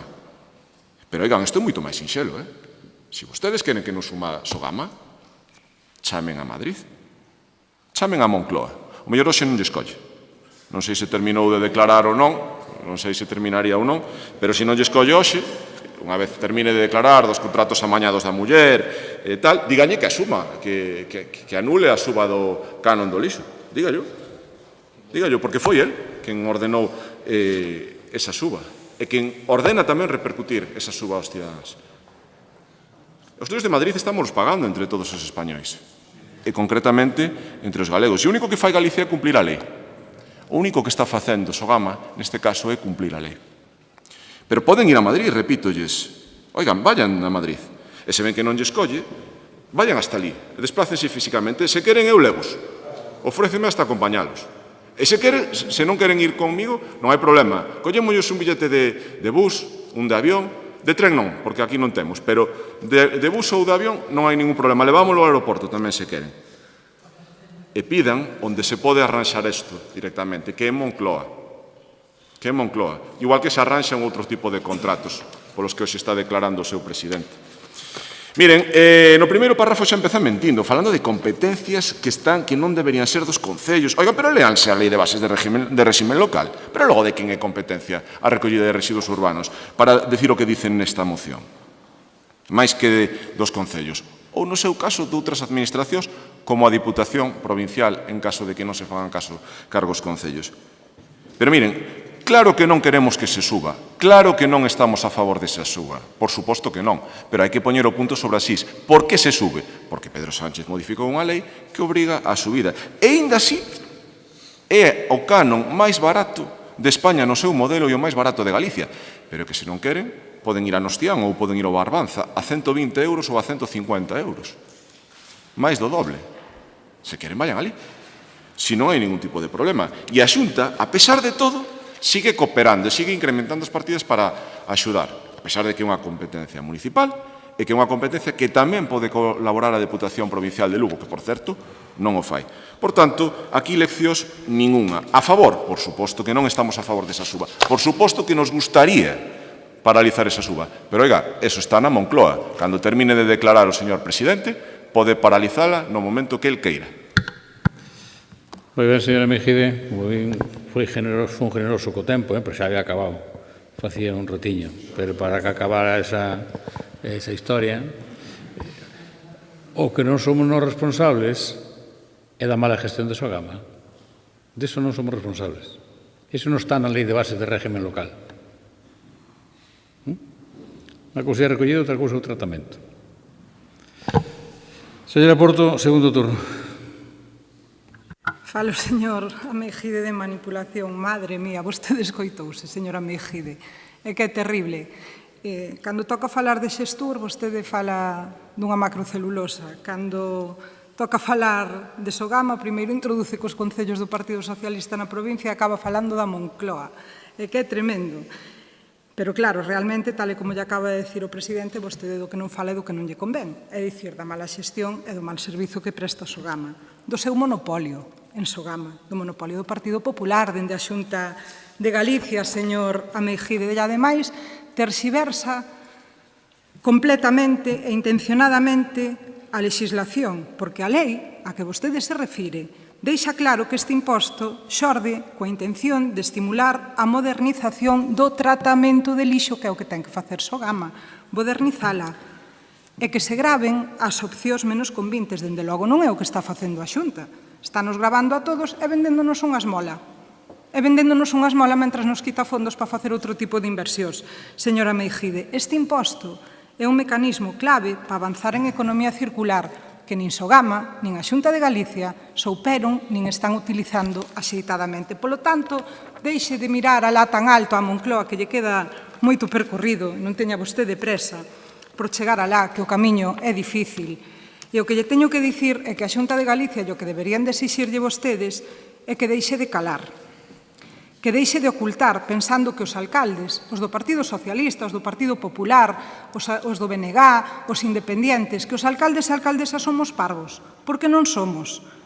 A ese imposto do ano 2022, que xustificaría a suba, está transferido á Xunta de Galicia. É dicir, a Xunta de Galicia xa o está cobrando, señora Ameijide, non calen eso. A Xunta de Galicia xa está cobrando ese imposto. E o que queren facer é cobrar dúas veces. Primeiro, perciben o imposto e logo pídenlle de novo aos concellos que volvan a pagar. Eso sí, dinnos que nos dan unha axuda que nos quitan para facer outro tipo de inversións. E despois, veñennos con esa milonga que eu lle comentaba antes, dos 9 millóns de euros que nos quitan do Fondo de Cooperación Ambiental. Señora Ameijide, sexamos serios. Mire, as malas cifras de Sogama son as primeiras que evidencian a mala xestión realizada. E, por certo, as informacións que a Xunta de Galicia saca poden permitirnos apreciar con total claridade que o que guía a este goberno autonómico é unha preocupación únicamente recaudadora, señora Ameijide. Ver cando se cobra pola recollida. Despois xa vemos como amañamos para que os alcaldes calen e non fagan barullo. Pero vostedes o que fan é recaudar, porque do tratamento do lixo, da reciclaxe, da reducción das tasas do vertido ou da incineración, deso nin falan. Moitas gracias. Gracias, señora Porto. Don Daniel.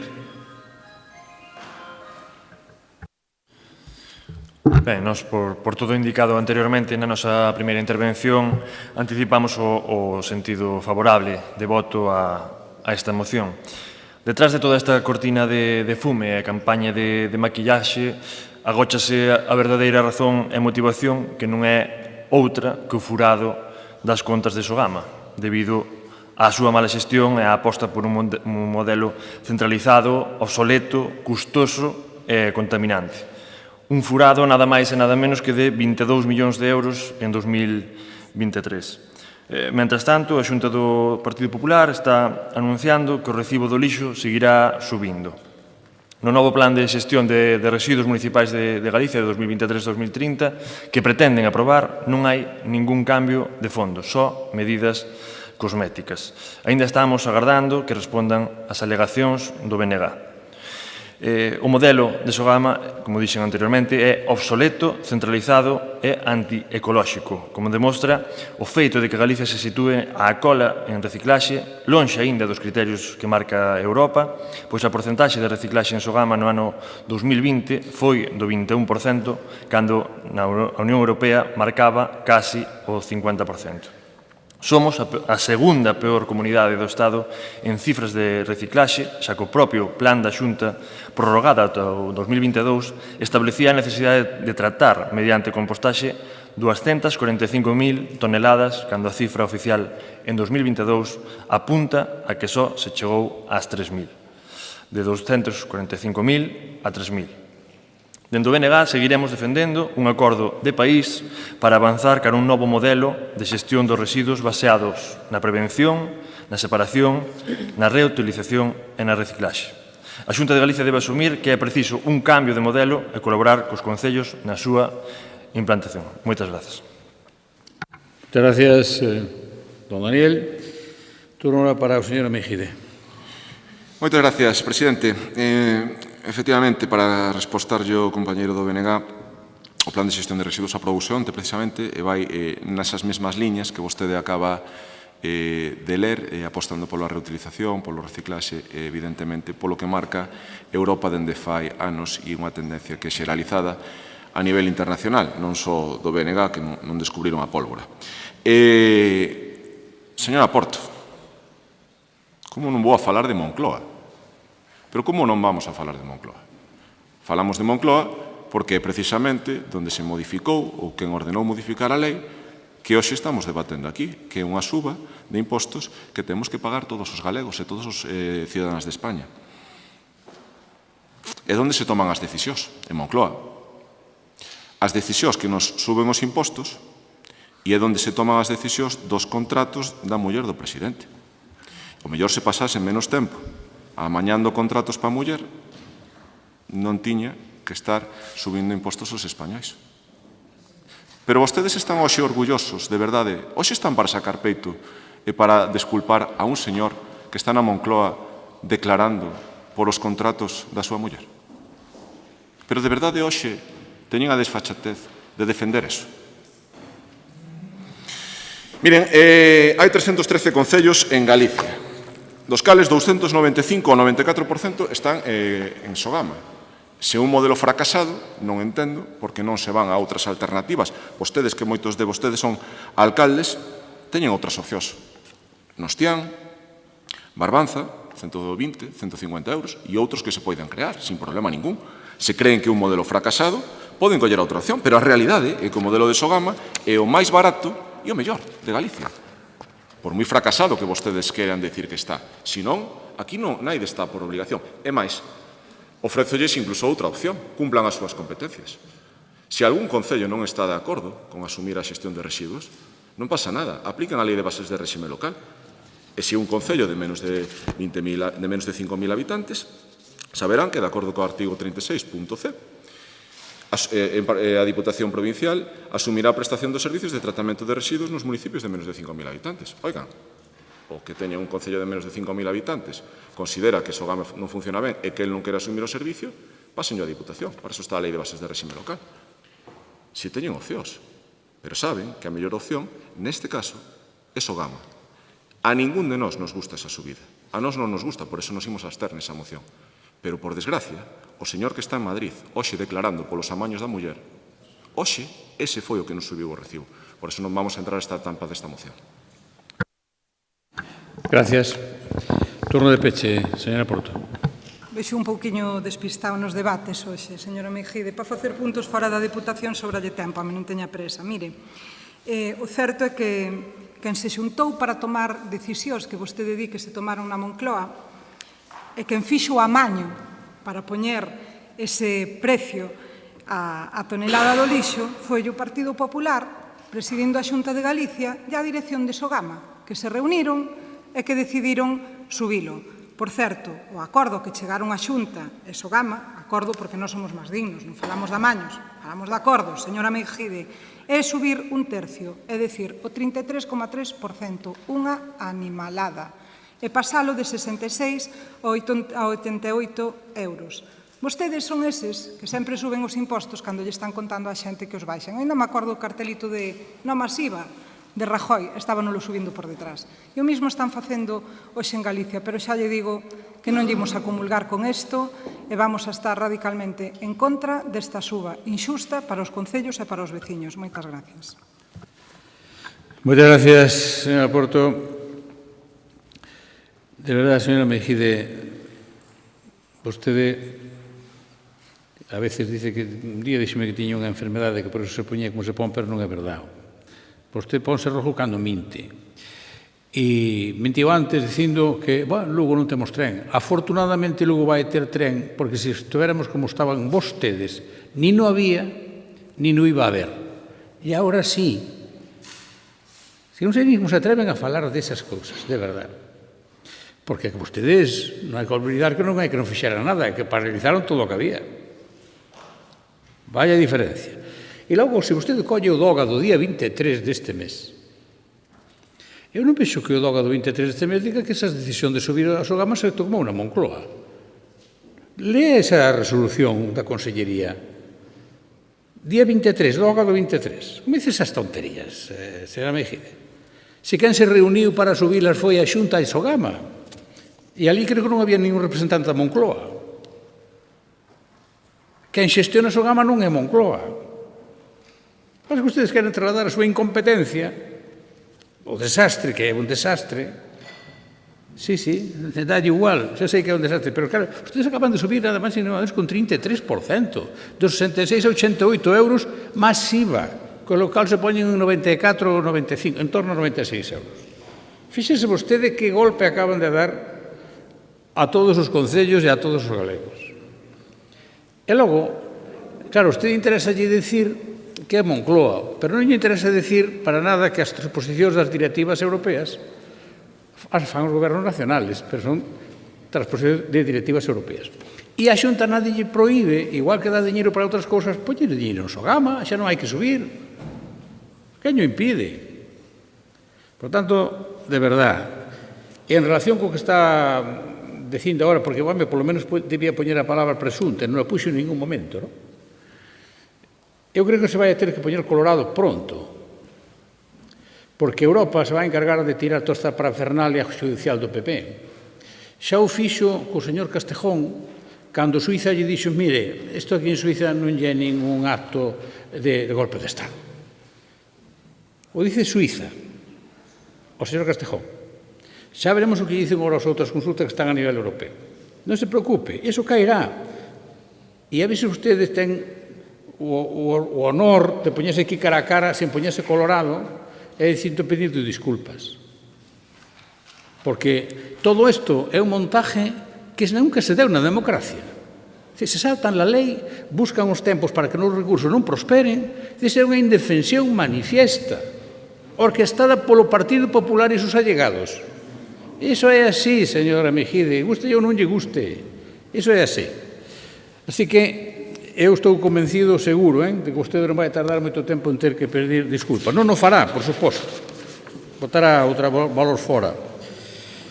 Bueno, sometemos ao punto número 6, que é unha moción do Grupo Provincial Socialista reclamando á Xunta que anule o canon da subida do canon de Sogama en relación coa recollida de lixo aos concellos. Votamos.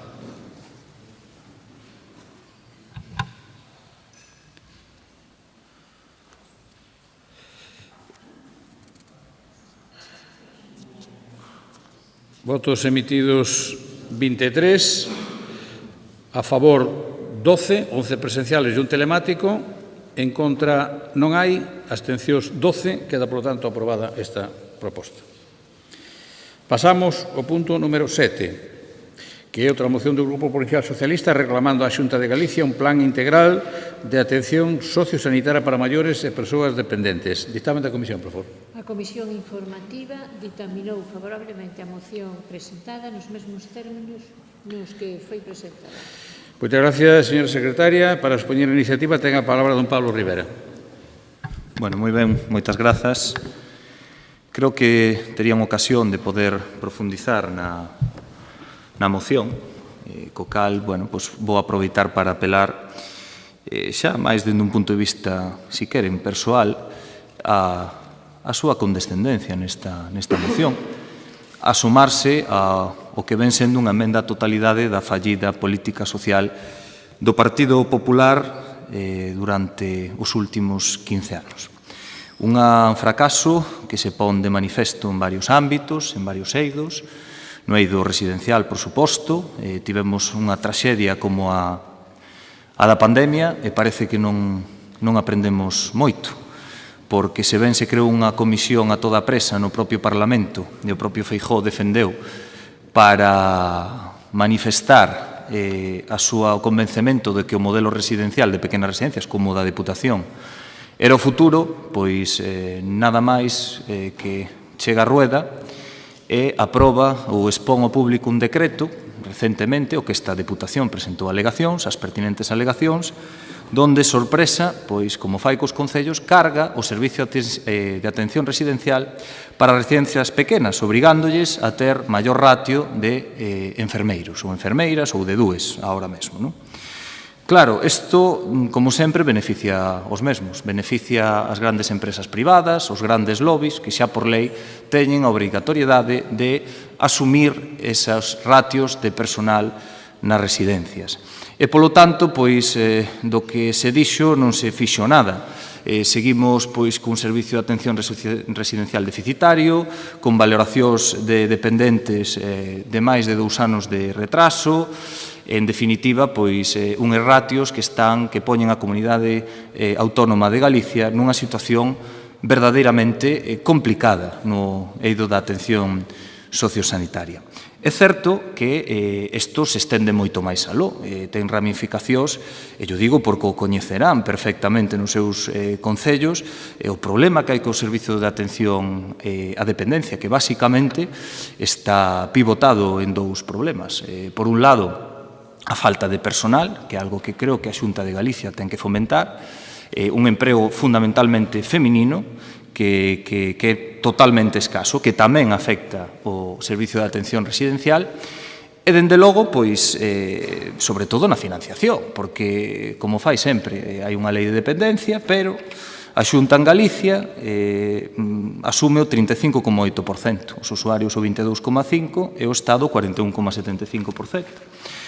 Polo tanto, outra vez máis, a Xunta de Galicia non asume o seu porcentaxe de cofinanciación no servicio de atención no fogar. E a quen lastra? Pois os de sempre, os concellos. Eu que non sei como non se revolven os alcaldes do Partido Popular, porque, dende logo, no meu concello, o servicio de atención á dependencia supón un gasto moi importante, e a medio e longo plazo nos temos unha estimación que se vai a converter nun dos gastos máis importantes, gastos correntes máis importantes que vamos a facer fronte aos concellos. Claro, se a Xunta asumir o que ten que asumir, pois outro galo cantaría, como suele ser habitual. E digo que é unha emenda á totalidade desa política fallida da atención sociosanitaria da Xunta de Galicia, porque, bueno, pois volvemos a estar a cola nese financiamento, nos servicios, nos sistemas de residencias, nos servicios de atención a maiores, e agora, para máis INRI, pois aparece, como xa digo, un decreto co que fai é perxudicar aquelas residencias como a da Deputación de Lugo, que teñen ratios moito máis pequenos, e aquí, insisto, presentamos as debidas e pertinentes alegacións para non só defender o noso modelo, senón decir que xa estamos fartos de que a Xunta de Galicia siga golpeando unha e outra vez os que menos culpa teñen, os que menos recursos teñen, favorezan os grandes lobbies corporativistas que priman o negocio por riba dos usuarios e usuarias, dos veciños e veciñas nesta provincia, dende logo por elevación a toda Galicia. Moitas gracias. Moitas gracias, señor Rivera. Por o Grupo Popular ten a palabra don Francisco Balado. Bos días a todos e todas, presidente, deputados e deputadas. Tamén nos sumamos a felicitación a Iván Castro pola súa recente paternidade, desexarlle unha pronta recuperación ao deputado Efraín Castro e tamén felicitar a Héctor por a súa toma de posesión. E agora, pois, entramos no fondo da moción. Contrariamente ao que vostede manifesta na súa moción, a xestión da pandemia que se fixo en Galicia foi das mellores de todo o Estado español. E, en cambio, a xestión da pandemia que fixo o Goberno Central foi nefasta. Isto non o digo eu. Dino miles de galegos e galegas que xa foron enquisados no ano 21, que aprobaron a xestión da pandemia que facía naquel momento o Goberno de Núñez Feijóo e suspenderon a xestión da pandemia que fixo o Goberno Central. Pero é que, ademais, milleiros de españoles e españolas de fora da nosa comunidade autónoma suspenderon a xestión da pandemia que fixo o señor Sánchez, que un día decía unha cousa e outro día decía a contraria. Polo tanto, señor Rivera, quen ten que aprender dos erros en maior medida son vostedes, os socialistas. E o mellor exemplo témolo nesta casa, nesta Deputación.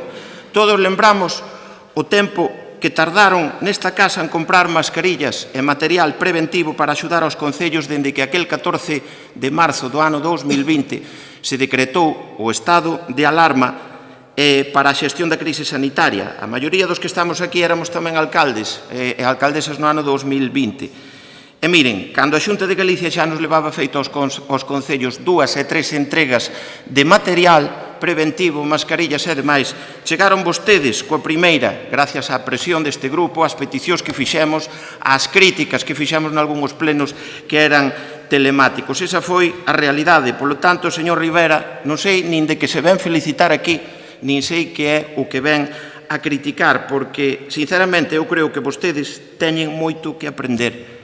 Mais ben, eu diría que imos apañados e temos que depender de vostedes en materia sanitaria ou sociosanitaria, porque vostedes sempre chegan tarde, mal e arrastro. Eu digolle, o seu modelo é o modelo de BCRA, é o modelo desta casa, residencia feita cos cartos de todos os lucenses, pero residencia pechada.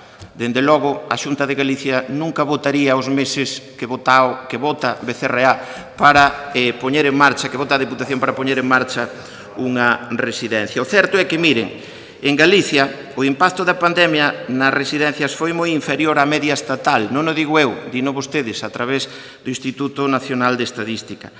O Sistema Nacional de Saúde fallou. O Ministerio de Sanidade fallou e aínda sigue fallando a día de hoxe. En 3 anos e medio, dende que tivo lugar a pandemia, en 4 anos, tiveron vostedes, pasaron polo Ministerio de Sanidade 3 ministros de Sanidade. A falta de coordinación entre o Ministerio e as comunidades autónomas é unha realidade, unha constante. O Goberno anda a bandazos, só acerta cando rectifica. E, ademais, é patente que o Goberno ten enfrentadas a todas as autonomías de todas as cores políticas porque non convoca suficientes prazas de médicos. Por unha banda, en algo tamén temos que felicitalos, porque cando rectifican hai que felicitalos. Miren, unha das últimas rectificacións que fixeron a semana pasada foi a eliminación da nota de corte 2000, da que se facía eco un xornal desta provincia, desta cidade, o xornal El Progreso. El Ministerio de Sanidad acordó este martes con las comunidades eliminar la nota de corte y la puntuación mínima para poder participar en los actos de elección y adjudicación de plazas de formación. La supresión de este baremo que Galicia lleva años reclamando fue celebrada por la Consellería de Sanidad, que destacó que por fin o Goberno de España rectifica e dalle a razón aos executivos autonómicos. Esa é a realidade, señor Rivera. Por outra banda, temos que recoñecer que os socialistas faiselles grande tamén o Ministerio de Sanidade e a súa xestión, porque na mesma nota de prensa tamén se di el Ministerio aumentará en 16 las plazas en medicina familiar en la próxima oferta formativa. Carai, isto casi parece unha broma. Aumentar en 16 as plazas de medicina familiar, señor Rivera, é un insulto á veciñanza. Solo 16 plazas e despois queixanse de que a Xunta de Galicia non ten médicos no rural. E como os vai a ter se vostedes son moi pobres na súa oferta? Como as vai a ter? Logo poñen vostedes como referencia o modelo de residencias desta Deputación, dicindo que son públicas e que para a Xunta son un tema de mercado. Basta con ver as actas das xuntas de goberno desta institución, señor Rivera, para saber que as residencias desta institución teñen xestión privada. Nada máis por esta primeira intervención. Muchas gracias, señor Balado.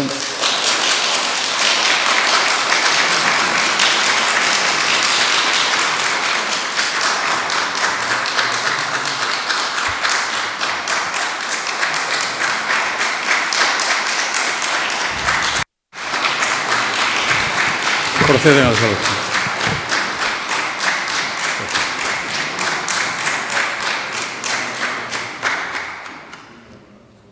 Abandonen, por favor, a sala.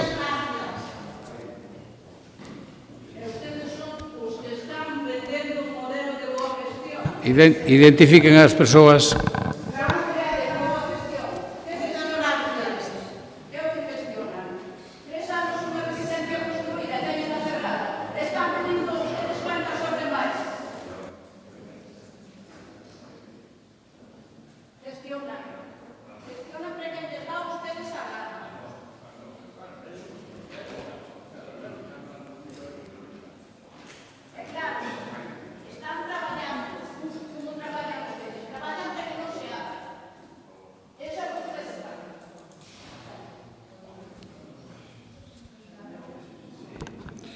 Bueno, vamos a continuar co pleno. Xa lle dixo unha vez, señora Mejide, a verdade que este deporte nacional vai haber que cortalo e algo farei para que se corte. Non se preocupe, póñase a colar outra vez, sonría outra vez, pero este deporte nacional acabará. De momento non lle toca o botón, non faga usted como a señora Candia, que non vai ser posible. Por lo tanto, señora Mejide, chamo a orden por primeira vez. Eu estou tranquilísimo. O que non está tranquilo é usted que non está no uso da palabra nin dirijo o pleno. Chamo a orden por segunda vez. Moi ben, continuamos. Segundo turno, don Pablo. Perdón, falta dona Eidia, sí, dona Eidia, perdón. Bo día, moitas grazas. Súmome a darlle a benvida ao novo deputado do Partido Popular. Tamén me sumo a darlle a noraboa ao compañeiro Iván Castro pola recente paternidade. E agora xa tamén meténdome no fondo da cuestión. Carai, señor Balado, cada día me asombro máis da demagoxa que sae pola súa boca. Fala vostede de prazas MIR. Nunca tantas prazas MIR houbo para Galicia, nunca tantas quedaron vacantes, porque os médicos fuxen ao ver as condicións que lles ofrece a Consellería da Sanidade. Por que non nos fala vostede? Falaba agora de que había 16 novas prazas vacantes. Por que non nos fala das que quedan vacantes porque non se queren quedar, polas malas condicións? É que é alucinante. Pedíannos antes responsabilidade e rigor ás persoas do Partido Socialista e do Bloque Nacionalista Galego e despois veñen vostedes aquí a escupir ese veleno pola boca. É realmente alucinante. Ben, a moción que presentaron os compañeros do PSOE responde a unha clara necesidade da nosa provincia e tamén da nosa rede de residencias que debería estar moito máis apoiada pola Xunta, recoñecendo que esta institución é quen lles fai os deberes. No canto diso, propoñen varias modificacións da orde do 18 de abril do 96 para entorpecer as nosas residencias e para entorpecer a existencia de outras pequenas residencias respectuosas co entorno, que favorece que os usuarios manteñan o arraigo no territorio, en vez de abordar o tema das residencias de forma integral. Perdón, señor Castosa, estou non molestando? Porque a min gústame que me escoiten cando estou falando, cando estou no uso da palabra. Disculpe. En 2022, falando de responsabilidade e rigor, presentamos dende o BNG unha lei de residencias que pretendía regular todas as residencias. Unha lei, unha proposta seria moi traballada cos mellores expertos na materia, como Dolores Puga, científica do CSIC, ou Gerd Sundström, catedrático emérito do Instituto Xerontolóxico Jönköping e asesor do goberno sueco en materia de atención ás persoas maiores. O obxectivo era regular todas as residencias situadas en Galiza e pasar dun enfoque asistencialista cara a outro desenvolvemento da autonomía das persoas cun modelo de cuidados diferente, pensado para as persoas. Esta proposición ten 40 puntos nos que se aposta pola planificación para dar un servizo en titularidade e en xestión e, sobre todo, en calidade. Instalacións integradas no medio con módulos como máximo de 25 persoas. Pero o PP en 2022 votou en contra e, por suposto, supoño que por medo a expoñer a súa mala xestión pública ou a súa boa xestión e inxectar diñeiro público en residencias privadas a través de prazas concertadas. Isto é responsabilidade e rigor? Poden vostedes presumir iso? Non.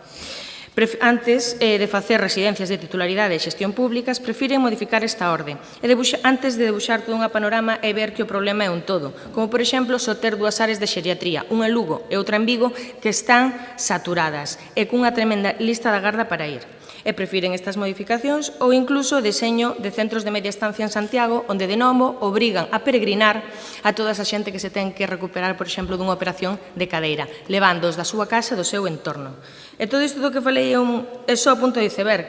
E, de feito, non é extraño que o mes pasado se publicara un manifesto contra o maltrato de persoas maiores, publicado o Día Mundial de Toma de Conciencia contra o Abuso e os Malos Tratos na Vellez, e donde, cito textualmente, di que o obxecto deste manifesto é denunciar ese maltrato ocultado e desgraciadamente normalizado con políticas antisociais que constitúen en sí mesmas un arquetipo organizado de abusos e desconsideracións gravísimas cara a persoas moi vulnerables.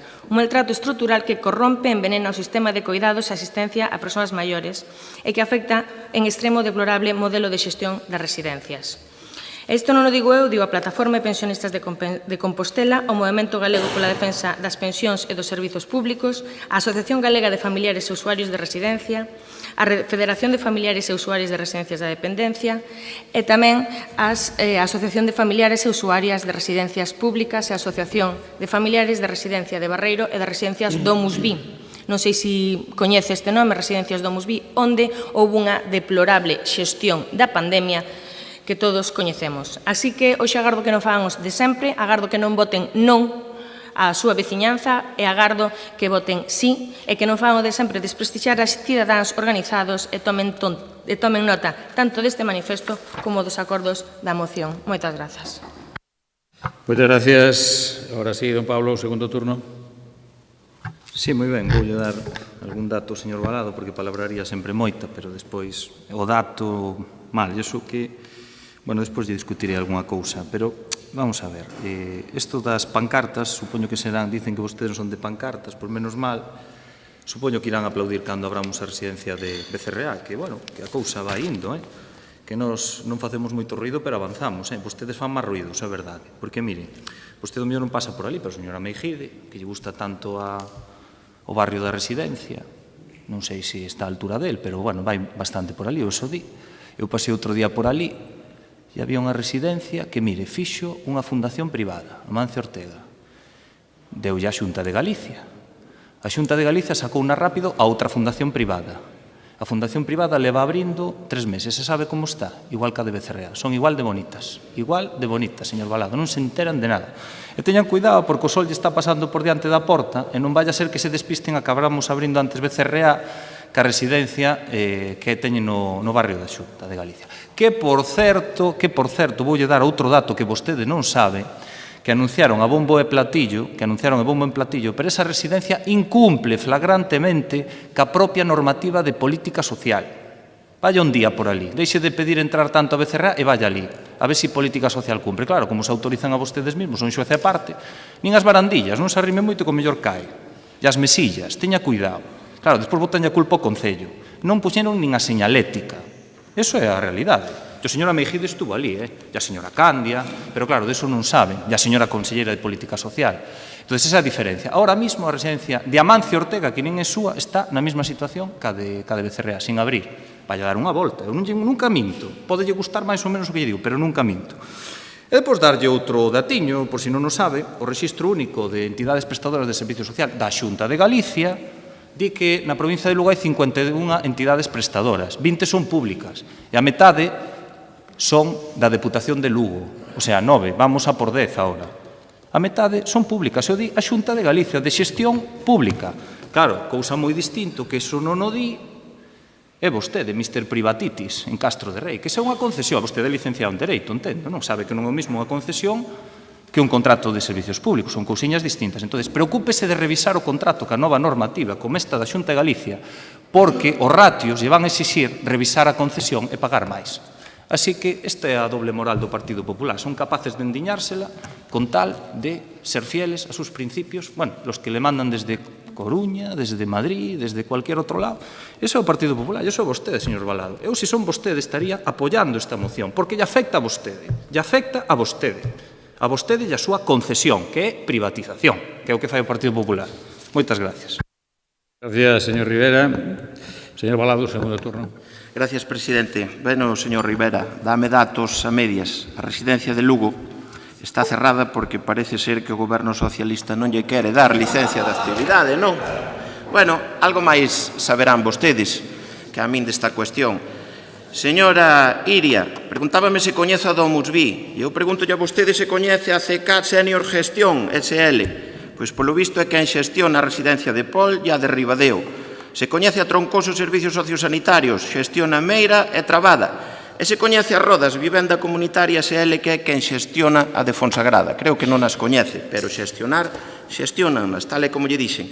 Decía antes de rematar a miña intervención que todas as residencias desta casa están privatizadas e o seu personal directo de atención, como xerocultoras, limpeza e cociña está privatizado. Polo tanto, que mentiras nos veñen a contar hoxe aquí, señor Rivera? Todas teñen externalizados os servizos e todas teñen limitados o número de usuarios con gran dependencia para evitar ter enfermería 24 horas. Cando acadan un número que lles obriga por normativa a ter este servicio que fan, rebotan á Xunta de Galicia e deciden solicitalo para unha plaza pública, así que non nos veñan falando de recortes nin de milongas, señor Rivera, nin nos digan cal é o seu modelo asistencial, porque xa sabemos cal é. É o mesmo modelo da pandemia, e o mesmo modelo do Ministerio de Sanidade. 16 prazas, señor Rivera. Non hai mellor cousa que a tirar da hemeroteca. Mire, hai 2 anos, nota de prensa, Voz de Galicia, la Diputación de Lugo licita por 3 millones los servicios básicos de hasta 4 residencias. Pol, Trabada, Afonsagrada e Rebadeo tienen que renovar sus contratos. Supoño que non pretenderá botarlle a culpa tamén á Xunta desta licitación. Nesta última semana sacamos adiante contratos por preto de 3 millóns de euros para ofrecer unha atención digna e de calidade ás persoas que viven nos centros de atención ás persoas maiores da Deputación, explicou a portavoz socialista del Goberno Pilar García Porto. Supoño que esta Pilar García Porto non é personal da Xunta de Galicia, entendo que é desta Deputación provincial. Polo tanto, nós o que temos que dicirlles que o modelo asistencial da Xunta de Galicia, que é o que ven a determinar o fondo desta cuestión, lles guste ou non, ten unha das ratios de atención á dependencia máis altas de toda España. Atende o 97,88% das persoas con dependencia recoñecida, aínda a pesar dos incumprimentos do Goberno de España. Un 70%, e vostedes sábeno perfectamente, proceden das arcas autonómicas e só un 30% do Goberno de España. Señores do BNG, que no acordo de investidura do ano 2019 levaban unha exixencia ao Goberno Central que se financiase a dependencia o 50% coas comunidades autónomas. O Goberno non o cumpriu. Vostedes seguiron apoiando incondicionalmente o Goberno socialista, pero ainda a día de hoxe non se cumpre. O que eu lle dixen, 70-30. Ese deberá ser o obxecto da súa moción. Nada máis e moitas gracias. Moitas gracias, señor Balado. Doña Iria, segundo turno. Grazas, presidente. Bueno, fala de todo, pero non quixo falar do das prazas MIR. Será porque se deu conto de que teño razón e que das mentiras teñen as patas moi cortas. Mire, isto vai, sobre todo, de dotar a provincia de servizos públicos e deume conta de que só fala do que pasa nas nosas residencias. Por que? Será porque a Xunta non ten suficientes prazas públicas residenciais para as persoas maiores? Pode ser. Hai uns meses presumían aquí de que a Xunta tiña 402 prazas públicas na provincia de Lugo. Xa é ben triste presumir deso. Sabe cantas persoas hai maiores de 80 anos na provincia? Máis de 200.000. Sabe cantas prazas privadas hai na provincia? Máis de 1.000 prazas concertadas en empresas privadas. Diso non poden presumir, verdade? Só veñen aquí a utilizar o esforzo que fai esta institución como ariete. Pero é que non se dan conta que non lles sae rentable. Home, por favor, debería darlles vergonza vir aquí a defender non sei o qué. Mire, neste manifesto que estaba lendo antes, pareceume tamén interesante subliñar o seguinte, e é que falan dun abandono incomprensible e inhumano que non provocou ninguna reflexión nin preventiva rectificación na Xunta de Galiza. De nada serviron as reclamacións de colectivos sociais nin a grande cantidad de denuncias que a Xustiza foi ensumindo no esquecemento. Siguen sen investigarse e sen aclararse as circunstancias que rodearon a morte de 964 persoas maiores nas residencias galegas. O dereito das vítimas e das súas familias foi violado. Necesitan un repouso digno que só pode vir pola investigación nos xulgados, polas explicacións nos parlamentos e pola asunción de responsabilidades. E isto tamén lle toca á Xunta. E solicitan tamén a xestión pública e responsable das residencias doadas pola Fundación Amancio Ortega, mala que nun exercicio perverso de confusión se presenta a empresa concesionaria como entidade sen ánimo de lucro.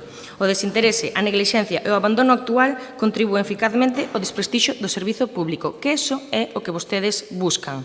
Deixar nos osos os servizos públicos para que as privadas saquen máis beneficio. Recorden que ser vello non é un problema, é unha conquista da sociedade. O problema é que o 77,4% das prazas en residencias son de xestión privada e os señores políticos do PP veñen aquí a defender a indefendible. Hai que ter moito coallo para apoiar que se mercadee coa vellez. Grazas. Gracias, doña Iria. Turno de peche, señor Rivera. Sí, eu por deixalo totalmente claro, o Goberno socialista non impide a apertura de nada. O que pasa é que vostedes, se non saben nin señalizar unha saída de emerxencia, pois evidentemente non lles vamos a dar a licencia. Non sei como actúa vostede no seu concello, dende logo aquí non se actúa así. Eso para empezar. A realidade en que se traduce que a residencia de Amancio Ortega, que non é nin de vostede, nin realizada por a Xunta, está pechada, igual que a de Becerrea. Levan abrindo 20 meses. Xa lle digo, non se durman, porque ao mellor ainda acabamos abrindo Becerrea becerrea bastante antes. E despois, claro, falan tan alegremente das residencias como se fora competencia de Deputación de Lugo, claro. Díxenlle que de 51 servizos residenciais que hai na provincia, 20 son públicos e a mitade desos 20 son da Deputación de Lugo, sin ter a competencia, a propia Xunta recoñece que son de xestión pública, pois que quere que lle diga. E sabe por que hai diferencia no control de datos e na pandemia? Porque en Galicia non hai un control sobre as residencias privadas, e fan o que lles dá a gana, e din o que lles fai a gana. Incluso a Xunta, desgraciadamente, moi ao meu pasear, as inspecciona con outros ollos diferentes aos que inspecciona as residencias da Deputación de Lugo. Gracias. Moi ben. Pues sometemos a votación esta proposta do Grupo Socialista en atención sobre a atención ás persoas maiores. Votamos.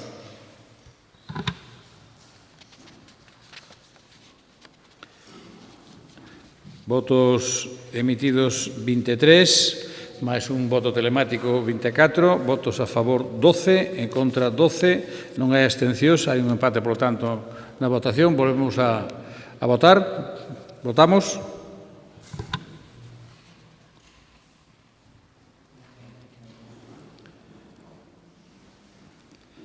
Votos emitidos 23, 11, en total 24, con un voto telemático, a favor 12, en contra 12, non hai abstencións, queda aproveitada por voto de calidade. Aprobada por voto de calidade. Pasamos ao punto número 8, que é unha moción do Grupo Provincial do BNG para solicitar á Xunta de Galicia que garanta o persoal suficiente e que evite os recortes nos centros educativos. Ditame da Comisión, por favor. A Comisión Informativa ditaminou favorablemente a proposta que foi presentada e elevala ao Pleno para a súa aprobación. Moitas gracias. Para expoñerse a esta iniciativa ten a palabra dona Iria Castro. Grazas, presidente. Ben, todos os anos chegan estas datas e para moitos centros educativos é case como xogar a lotería, porque non saben nunca se van contar co mesmo número de docentes para o seguinte curso ou se van sufrir recortes nos seus centros. A maioría deles centros do rural, rapazada do rural, que son dobremente castigados con recortes deste tipo, ademais de sufrir outro tipo de discriminacións como non ter boas comunicacións cando van estudar bacharelato ou FP a Lugo ou outras vilas. O obxectivo de quen goberna a Xunta de Galiza ten que ser sempre a mellora do dereito que é a educación pública, independentemente de onde vivamos. Pero recentemente demostrouse que o PP fai todo o contrario, cando pretende facer agrupamentos e incluso recortes de profesorado nunha decena de centros de toda a provincia. Falo da Fonsagrada, Baleira, Baralla, Alfoz, Ribas de Sil, Bóveda, Sober, Castro de Rei, Pantón, etc. Aquí sí que podemos dicir que non discriminan, recortan independentemente de se hai alcaldes do seu partido ou non. E imos agora co que eu considero unha crónica dunha traición á comunidade educativa en varios actos. No acto primeiro sería o acordo. En 2009 asínase o acordo de agrupamentos entre varios sindicatos e a Xunta do PP. Iso sí, deixando fora o sindicato mayoritario que é a CIGA. E establecen o seguinte. Faránse agrupamentos cando se den as seguintes causísticas. Grupos de distinto nivel pero mesmo ciclo, cando haxa 14 nenos ou número inferior. Distinto nivel pero distintos ciclos, 12 menos ou inferior, e grupos de todos os niveis se hai 10 nenos. Desde 2009 este acordo xa se leva incumplindo sistemáticamente, deixando claro o pouco respecto que ten o PP pola comunidade educativa. Pero este ano, en xaneiro, houbo o segundo acto, a sinatura de Xudas. Houbo unha nova reunión entre sindicatos asinantes do acordo e o agrupamento de 2009, entre os que segue sen estar a CIGA.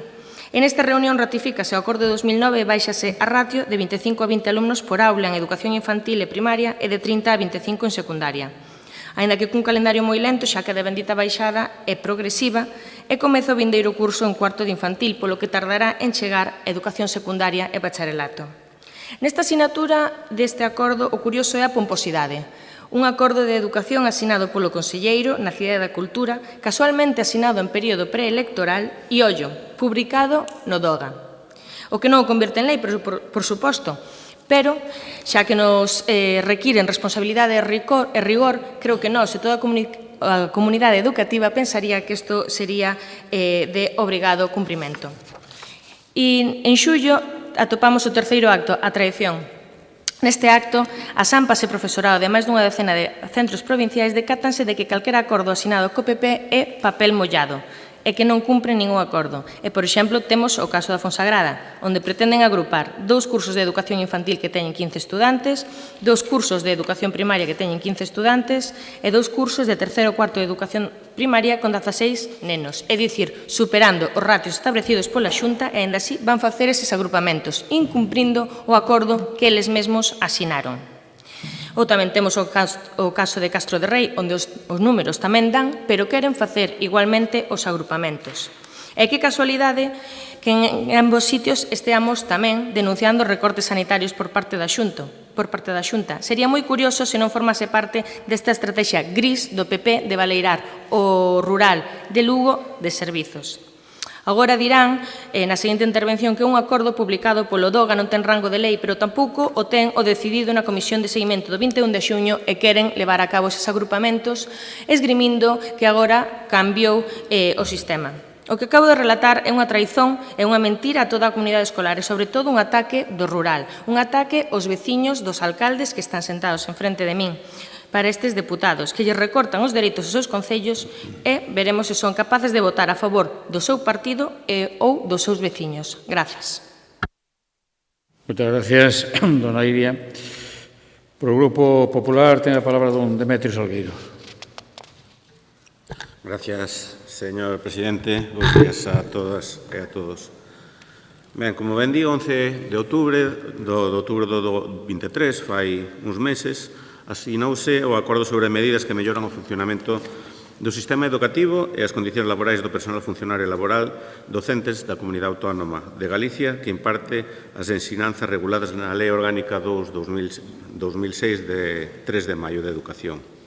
O acordo que asinan a Consellería de Cultura, Educación, Formación Profesional e Universidades de Galicia e as organizacións sindicais, Comisións Obreiras, AMPE e UGT Ensino, ten a finalidade de adoptar unha serie de medidas que redunden na mellora do funcionamento do sistema educativo, cunha incidencia en todos os sectores da comunidade educativa, tanto as familias como o alumnado, como os equipos directivos e o profesorado en xeral. Este é un acordo histórico e compromete a blindar a educación galega como un dos mellores sistemas de España, xa que a Xunta acordou avances en ámbitos como as ratios de estudiantes por aula, a carreira profesional ou a simplificación das tarefas administrativas. A moción que hoxe nos presenta o BNG nace dunha falsedade. A Xunta de Galicia non deixou fora das negociacións a CIGA.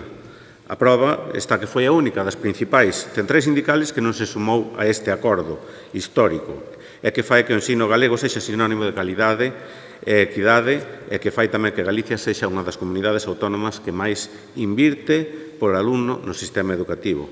Isto non o di o PP, que o acordo é bo, nin que a CIGA, seguramente seguindo instruccións do BNG, non se quixese participar do acordo. Dino as propias organizacións sindicais asinantes do acordo, nun comunicado conxunto logo das negociacións mantidas no seo da mesa sectorial coas seguintes palabras. Lamentamos a actitude da CIGA nesta negociación, que se negou a facer unha sola aportación ata a terceira sesión en temas tan importantes como a reducción de ratios, reducción do horario lectivo, recoñecemento da responsabilidade asumida polos equipos directivos, racionalización da burocracia, etc.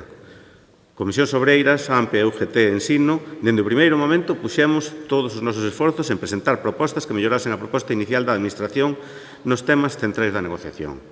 Así que o BNG, en este sentido, non debe dar clases, xa que negouse a participar nun acordo histórico para Galicia. Pero é máis, o pasado 26 de xuño, do 24, fai escasa pouco máis dun mes, as organizacións sindicais asinantes facían o seguinte comunicado despois da Comisión de Seguimento. Despois de constatar a aplicación satisfactoria da maioría dos puntos do acordo, queremos denunciar que hai 2 puntos onde están sin cumplir aínda por unha diferencia de interpretación. Un deles chegouse a un acordo nesa mesa de seguimento e outro, pois, aínda se está tratando e como este é un acordo para empezar o próximo curso, esperemos que teña melloras sustanciais antes do inicio do curso. Cal é a realidade? A realidade é que a CIGA non quixo participar dun acordo histórico pola proximidade dunhas eleccións autonómicas porque o seu partido, o BNG, pensou que un acordo en educación podería beneficiar ao PP electoralmente nesas eleccións. Primou, é dicir, intereses electorais á mellora do sistema educativo. E agora, despois de non aportar nada, intentan torpedear este acordo histórico, o que significa unha falta de respeto tanto a todo o colectivo educativo como aos seus propios compañeiros do resto de centrais sindicais. Ou enmendar a súa irresponsabilidade a través dunha moción de cara á galería que nada mellora o sistema educativo. Moitas gracias. Moitas gracias, señor Salgueiro. Ahora, para o Grupo Socialista, ten a palabra don Miguel Fernández. Gracias, presidente. Moi bo día a todos e a todas. E tamén sumarme ás felicitacións ao compañeiro Iván e dar a benvida aos mellores desexos para o novo diputado don Héctor.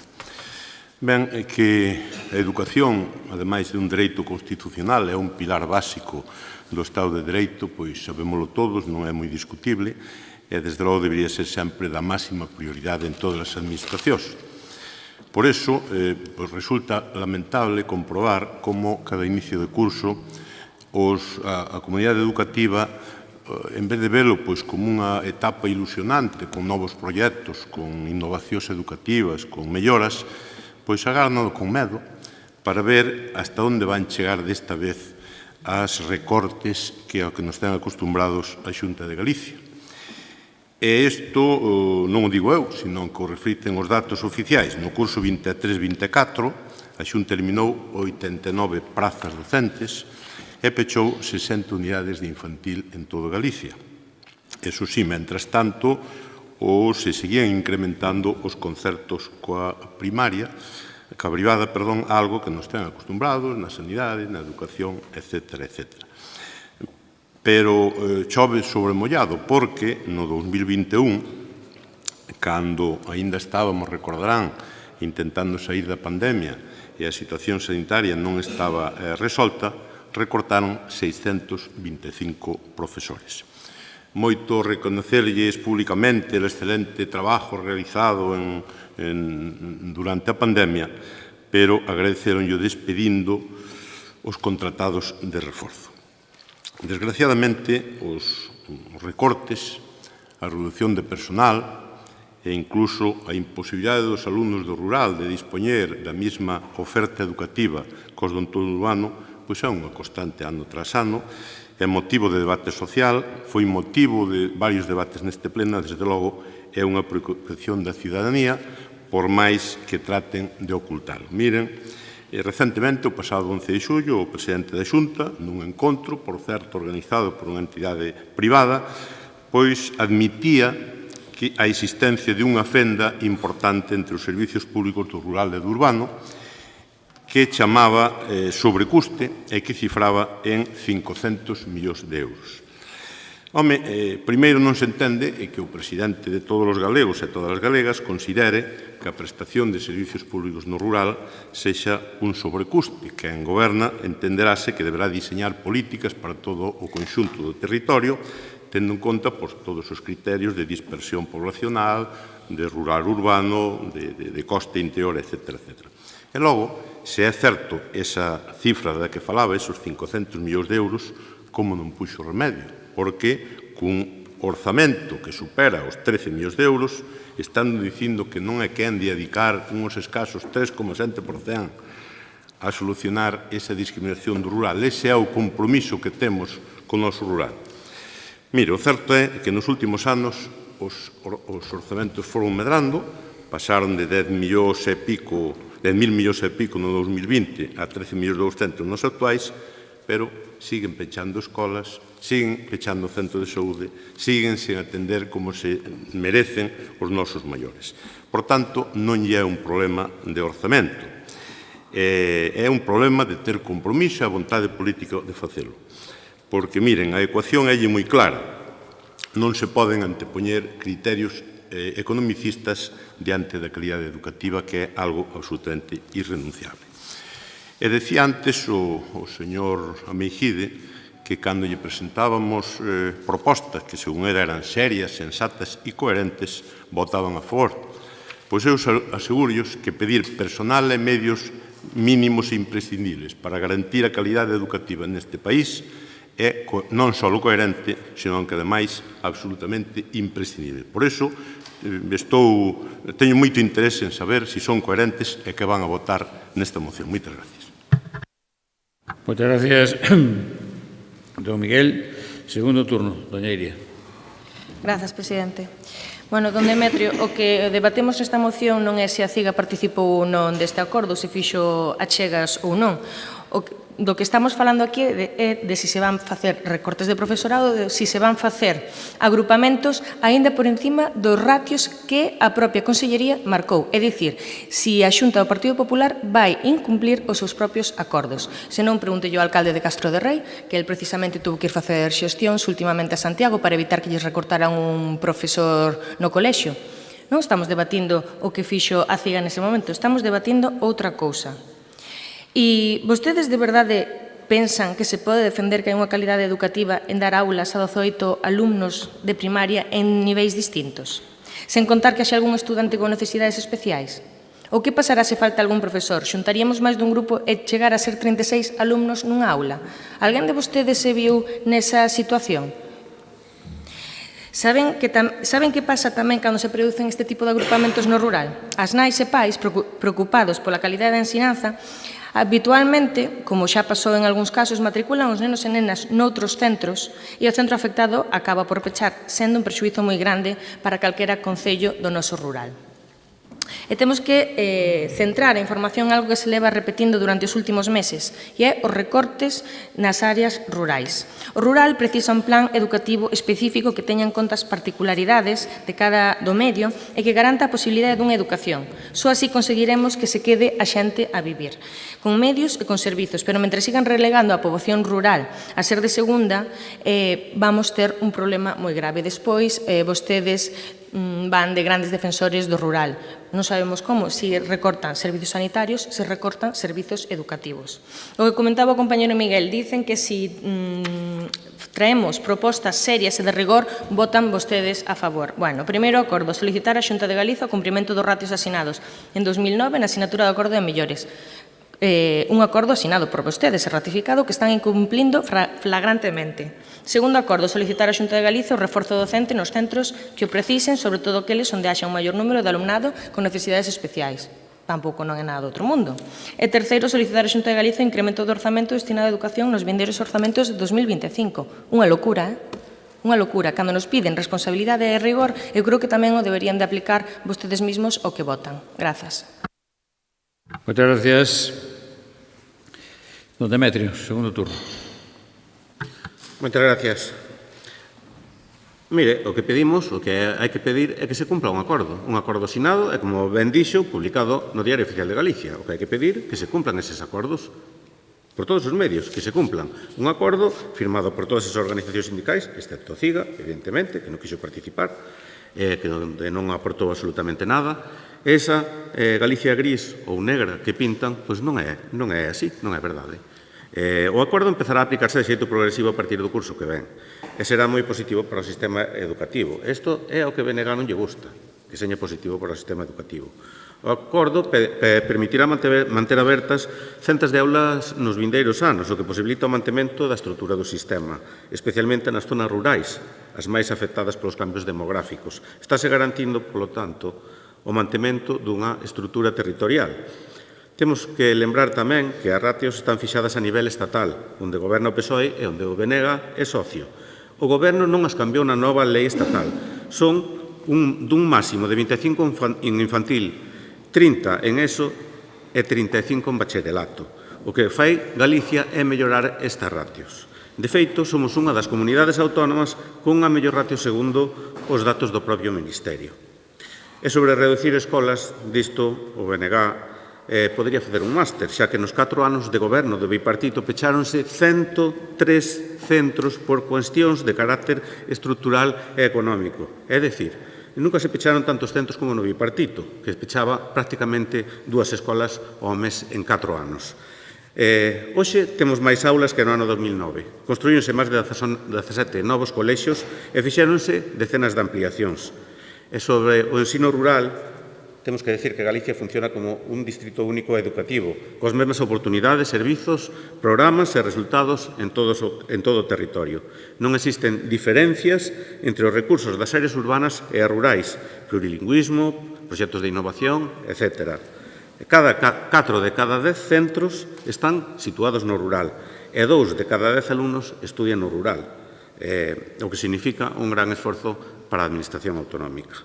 O esforzo orzamentario de Galicia para manter o ensino rural non ten parangón en España. O investimento por alumno no rural é un 28,6% maior que en zonas urbanas. En servicios como transporte e comedor multiplicamos por 3 a media do gasto nacional. Só en transporte escolar inviste máis de 120 millóns de euros. En definitiva, podemos asegurar que Galicia conta cun ensino que chega a todo o territorio garantindo a cohesión social e acceso aos servicios. Como empecé, remato dicindo, fagamos cumplir o acordo asinado e publicado e suporá unha mellora histórica para o conxunto do sistema educativo de Galicia. Moitas gracias. Gracias, don Demetrio. Don Miguel. Sí, moitas gracias. Bueno, eu ben comprendo que ao señor deputado do Partido Popular lle tocou un papelón tratando de justificar a Xunta de Galicia nun tema que, á vista dos datos, é realmente complicado, non? Mire, o anuario de cifras de ensinanza, por exemplo, fala de que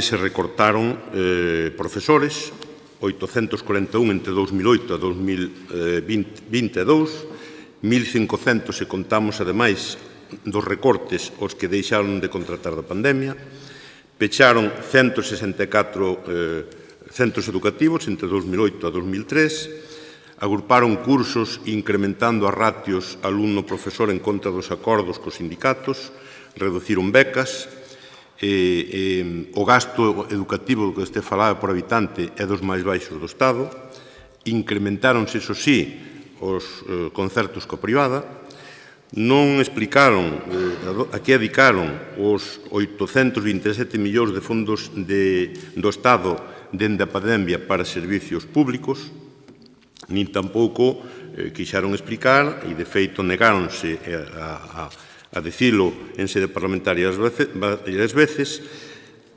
que destino levaron os 92 millóns de fondos do COVID. E o resultado é o que é, non?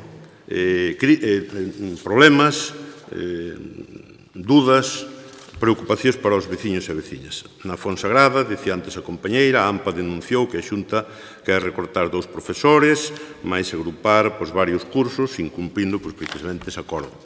En Sober, unha situación similar, agrupando cursos. En Ribas de Sil, a AMPA pide máis profesores e rexeita a intención da Xunta de agrupar os alumnos en só 2. Tamén teñen reclamado un profesor para alumnos con necesidades especiais sin ter obtido resposta. Xa se falou do CEI Ramón Falcón, de Castro de Rei, que se a Xunta non aplica as reduccións de ratio de alumnos por aula.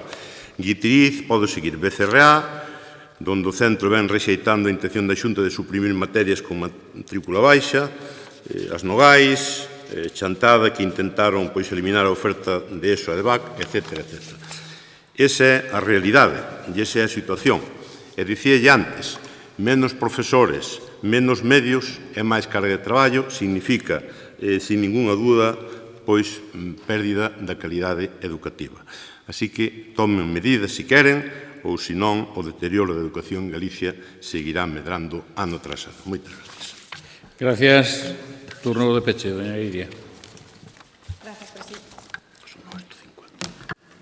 Gracias, presidente. Bueno, non me vai chegar un minuto para contestar ya todo o que dixo o señor Demetrio. Eu tamén entendo que sexa un papelón defender isto, pero mire, do que falaba vostede da diminución das ratios por aulas, que será progresivo, nos estamos de acordo. Do que eu falaba é dos ratios dos agrupamentos. Vanse facer agrupamentos que incumplen os propios ratios asinados no acordo cos sindicatos e a Xunta. Por eso, se vostede dice que quere que se cumpla o acordo, eu tamén. E entón non se farían estes agrupamentos. Así que eu entendo que estamos todos de acordo e entendo que vostedes van a intentar que a Xunta non faga estes agrupamentos que serían totalmente prexudiciais para todas estas escolas do rural. E outra cousa, fala de que teñen as mesmas oportunidades os alumnos do rural dun entorno urbano. Home, dígallelo a todos os estudantes do Corgo que teñen que vir en coche porque o bus non lles deixa antes de que entren nos institutos. Dígallelo a eles, pásalles a eles, os de Baralla e a algúns alumnos de Castroverde. E despois que destinan moito orzamento. A ver, a Xunta destina un 9,9% do orzamento para educación, cando a media estatal é dun 14,9%. Isto sí que non se pode defender. Eu o que entendo que vostedes agora farán un esforzo e votarán a favor porque estas son acordos positivos para todos. Moitas grazas. Moitas gracias, dona Iria. Sometemos a votación esta iniciativa. Votamos.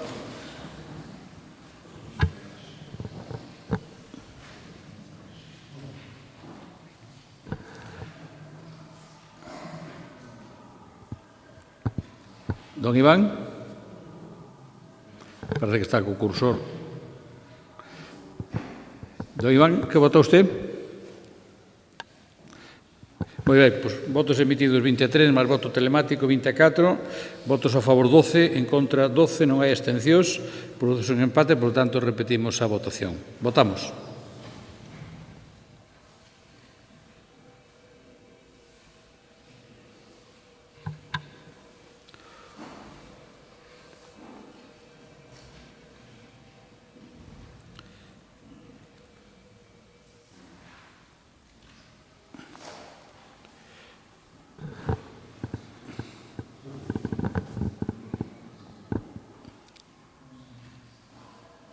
Don Miguel, ten algún problema, non? Votos emitidos 23, máis un voto telemático 24, a favor 12, en contra 12, non hai abstencións, por tanto queda aprobada polo voto de calidade. Pasamos a moción do Grupo Provincial Popular en defensa da igualdade entre españois en contra de privilexiar a unhas comunidades autónomas frente a outras. Dictamen da Comisión. A Comisión Informativa acordou ditaminar favorablemente a moción presentada e elevalo ao Pleno para a súa aprobación. Moitas gracias. Para expoñer a iniciativa ten a palabra don Antonio Meijide. Moitas gracias, presidente. Que pena, señor Tomé. A verdade é que me dá un pouco igual ou bastante igual calquera cousa que me pode decir vostede, máis ben o que único que me provoca é risa a maioría das veces. Pero dame risa e a vez dame pena que o presidente desta institución teña que recurrir o insulto e a empregar enfermidades de diputados provinciais para poder facer política ou defenderse nos debates. Señor Tomé, dame lástima a altura a que está situando o seu nivel político. Lástima, porque hai patios de colegio que teñen máis nivel que a súa política. E isto únicamente pode ser froito da incapacidade, que creo que non, ou senón do nerviosismo, da inseguridade, dos complexos e da soidade. Probablemente sea isto último. Miren, non se me ocurre mellor día para debatir esta moción que hoxe.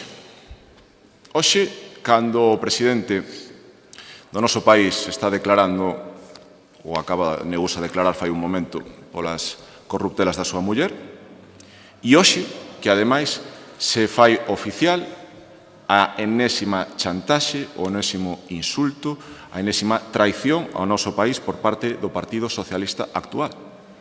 A enésima traición de romper a solidaridade interterritorial, romper a igualdade dos españois. E hoxe, nesta moción, tanto os meus compañeiros como a eu, falamos como galegos, porque esa é a nosa forma de ser españois. Falamos como galegos que creemos firmemente na igualdade, no respeto á Constitución, ao Estado de Dereito. Falamos como galegos que creemos na indisoluble unidade da nación española, na autonomía e na solidaridade entre todas elas. Exactamente todo o que o Partido Socialista rompeu onte e durante as semanas que virán. Son galego e creo na solidaridade dos territorios. Creemos os integrantes do Partido Popular e creen millóns de españois, incluídos millóns de votantes do Partido Socialista e cargos socialistas que se sinten hoxe avergoñados do que está propoñendo o seu partido. Avergoñados. Vostedes creen na división. O señor Sánchez cree na división. Vostedes, señor Tomé, creen na división. Cree na división na provincia tamén, porque divide cos seus convenios, porque cree que hai cidadáns de primeira e de segunda na nosa provincia. Os de primeira, os que son amiguetes seus, ou polo menos compañeros de partido. Amigos, dudo moito que teñan moitos. Pero sí, compañeros de partidos, os cales intenta comprar. Como está intentando comprar votos, accedendo al chantaxes o señor Sánchez. Parécense bastante. Parécense bastante vostedes dous, sobre todo no seu nulo respeto pola cidadanía e polas normas. Parécense tamén a Venezuela, parécense tamén a forma de entender a política de Maduro, sin contar coa oposición, sin escoitar os demais, sin respetar. Hai certas similitudes nos seus comportamentos.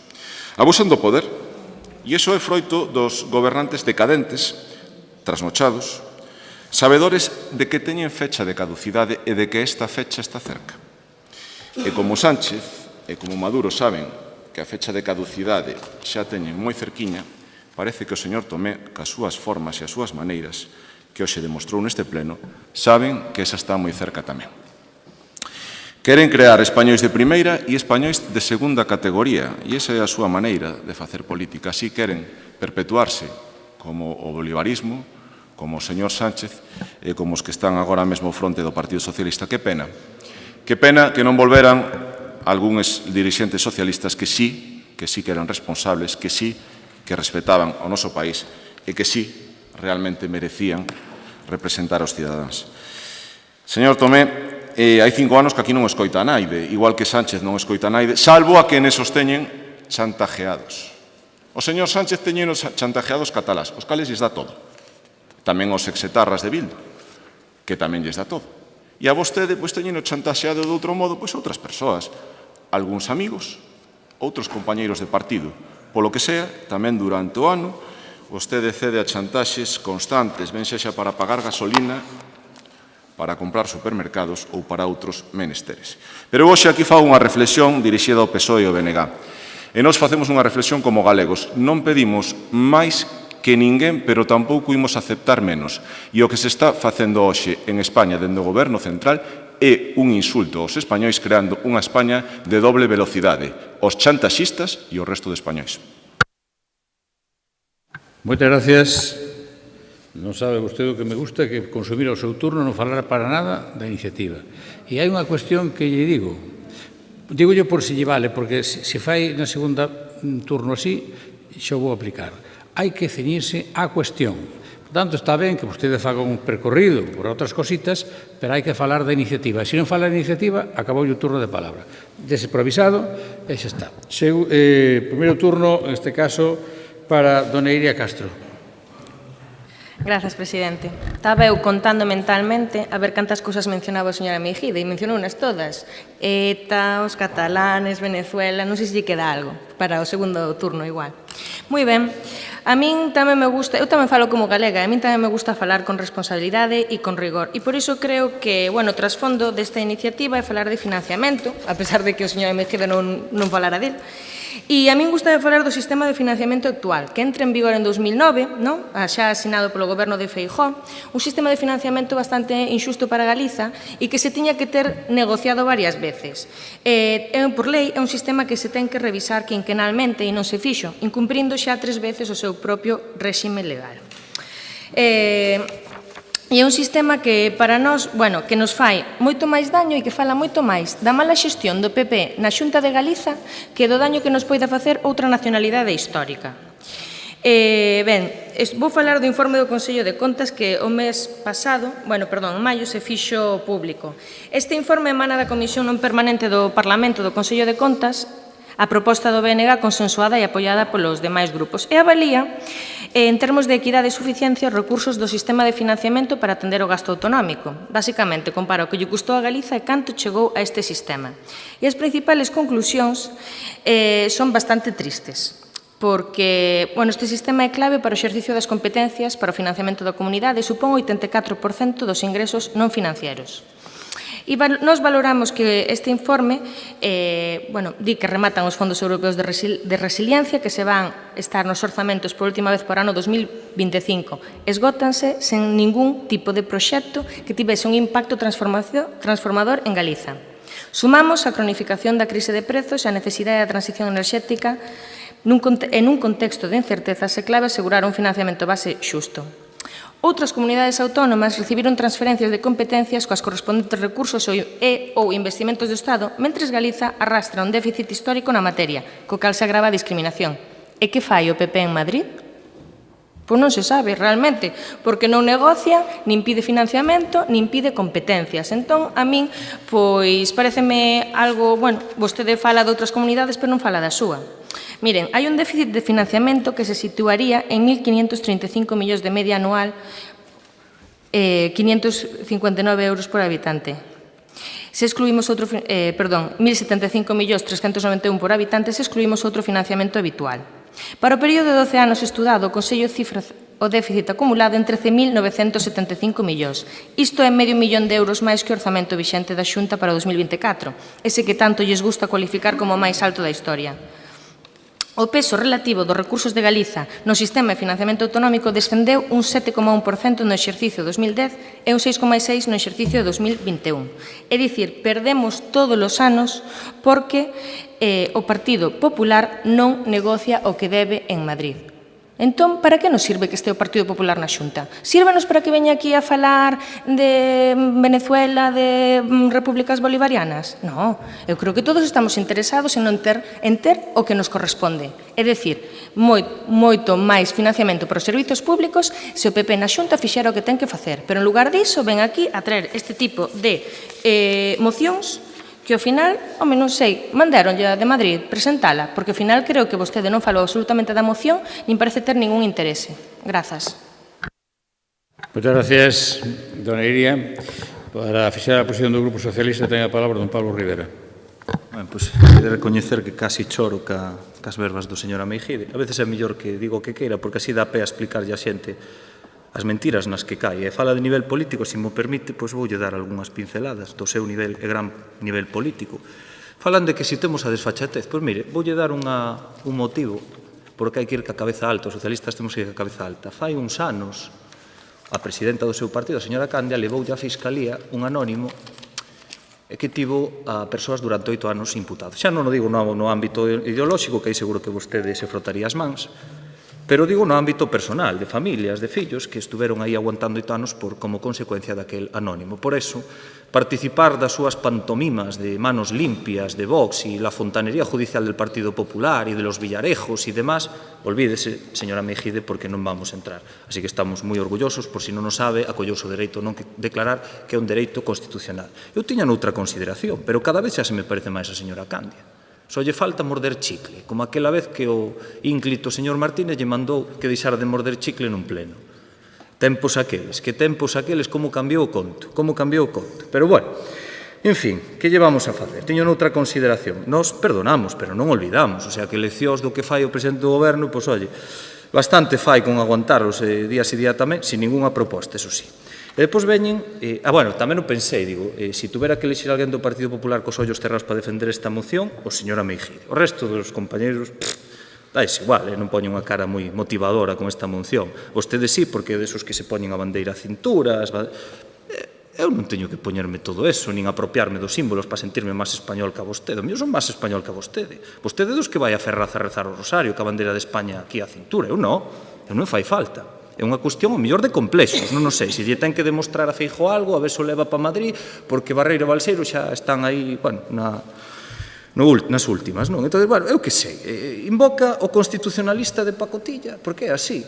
A Constitución, os artigos 2 ou 14, pero mire, este libro pode leválo para as vacacións en vez do libro Bruño, que se supoño que xa o pasaría, que é a Constitución, non ten que memorizar.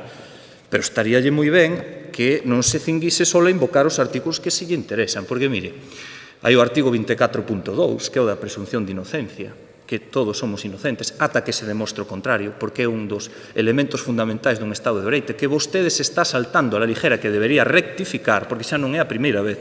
Non pode verter falsas acusacións de ninguén sin que este xulgado. E vostede fai moi reiteradamente, que se amañan contratos, pero vostede onde ven? Miro, está acostumbrado, pero isto non funciona así. O título 6 do Poder Xudicial, no que despois se regula por a Lei Orgánica da Reforma do Poder Xudicial, donde precisamente obliga as forzas políticas a poñerse de acordo para en 5 anos renovar o Consello Xeral do Poder Xudicial, e vostedes que fixeron? Nada, pasaron Casado, pasou tal, Ayuso tensou, Casado marchou, e claro, é que hasta son burriños, amiguide, son burriños, porque en vez de estar celebrando que hoxe por primeira vez en 5 anos se vai a votar a elección do presidente do Consello Xeral do Poder Xudicial que ordenará o sistema xudicial deste país, a pesar das negativas constantes do Partido Popular a cumprir con mandato constitucional, veñen aquí a falar de Pedro Sánchez. Pois mire, a Constitución ten un preámbulo, 169 artículos, 4 disposicións adicionais, 9 transitorias, unha derogatoria e unha final. E o descoñecemento da Constitución non exime do seu cumprimento. Entón, non sei se é que non a leu ou peca un pouco de ignorante, porque o que non pode ser é omitir todo isto. Claro, despois, acaban de votar vostedes en contra da educación. Acaban de votar vostedes contra dun dereito fundamental recollido na Constitución española, neste libro, que é fácil de ler, unha tarde na playa lese. E hablan, isto a min sí que me fascina, o de se rompe España. Eu cando ia iso miraba po suelo, digo, se rompe España, pero que se rompe España? Pero vostede ve os catalás, peor que cando o señor Rajoy meteu ali o exército, as forzas de copa de seguridade do Estado. Vostede ve mellor, ve peor a Cataluña agora que cando entrou nese referéndum ilegal, que podemos coincidir en que é ilegal, e que había que aplicar o 155. Eu non vexo chorando por as esquinas os catalanes. O que están é a punto de desfrutar un acordo histórico con Esquerda Republicana de Cataluña para gobernar con políticas progresistas este país. Iso é o que lles doe. É como vai gobernar o Partido Socialista. E ese tan ministro que dixo aí o señor Balado que era malísimo de Sanidade, caramba, pois para ser malo vai ser o presidente de Cataluña e vai dar normalidade a ese país, o país catalán, despois de moitísimos anos. E vostedes que son ali, pois insignificancia, bueno, casi como Vox, bueno, normal. Cal é a súa política para Cataluña? España se rompe. Pois a min os pés eu non caigo, nin se rompe, nin se vai a romper. Gracias. Segundo turno, señor Mejide. Señor Tomé, non se poña nervioso, pero que non lle parezca mal nas miñas intervencións, vou a falar do que entenda que debo falar, sin ningún tipo de problema. Se está nervioso e me quere quitar o turno de palabra, pois perfectamente fago, que eu non me vou alporizar, ni me vou a poñer nervioso como lle pasa a vostede. Tamén lle digo, o único que fará é darme a razón cando lle digo que vostede entende o poder dunha forma un pouco casposa, e que non é esa maneira de entender a presidencia da Diputación como outros entenden o goberno de Venezuela ou como teñen outros entendido o goberno de España. Xa lle digo que fago que lle dé a gana, que a verdade é que me importa moi pouco, pero non vou alporizarme por nada do que me poida decir vostede, que non me provoca outra cousa co que xa lle dixen. Miren, eu hoxe pregúntolles como socialistas e como nacionalistas, pero sobre todo como galegos, se lles parece xusto o que está pasando neste país. Se lles parece xusto que haxa cidadáns de primeira e de segunda. Iso é o que lles quero preguntar. Señor Rivera, que na significación é moi bon, é moi entretenido, ademais, con esas gesticulacións, que a verdad que capta a atención ben do INTE, pero, no fondo, non me aclarou si realmente usted, como socialista, está orgulloso do que está pasando neste país. Porque dice que pode ir ca cabeza ben alta. Os socialistas estou seguro que non. Os sanchistas, seguramente sí. Pero os socialistas estou seguro que non, porque hai moitos que se están pronunciando en contra. Porque a ninguén lle pode parecer ben as concesións constantes aos golpistas de Cataluña. A ninguén lle pode parecer ben cidadáns de primeira e de segunda. A ninguén lle pode parecer ben que haxa leis que teñen unha cláusula catalá e outra para o resto de españois. A ninguén lle pode parecer ben, ou a ningún galego nos pode parecer ben, que se lle condene a débeda toda a Cataluña, porque esos son cartos tamén dos galegos. E volvo a dicir, señor Rivera, nós somos do Partido Popular e somos galegos. E non queremos máis que ninguén, pero tampouco vamos a permitir menos. Traduzo yo tamén, se quere, a vaquiña polo que vale. Señora Iria, que do BNG a verdade é que non esperábamos moito, porque o BNG non deixa de ser a sucursal de Bildu e de Esquerra en Galicia. Nas europeas demostraron, non intentaron camuflarse con a americana nas eleccións autonómicas, non lles foi moi ben tampouco. Bueno, foilles algo peor os compañeiros de bancada, pero realmente non deixen de ser a sucursal. E cando toca escoller entre Galicia, Cataluña, País Vasco, RC ou Bildu, sabemos o que escollen. Hoxe, pregúntolles se están de acordo con que Galicia, para Sánchez, sexa de segunda calidade ou de segunda velocidade e queiran todo solo para unha comunidade que, por certo, é a que ten os votos para que el siga sentado no sillón da Moncloa. Hoxe, sillón que aproveitou para non declarar, por certo. Moitas gracias, dona Iria.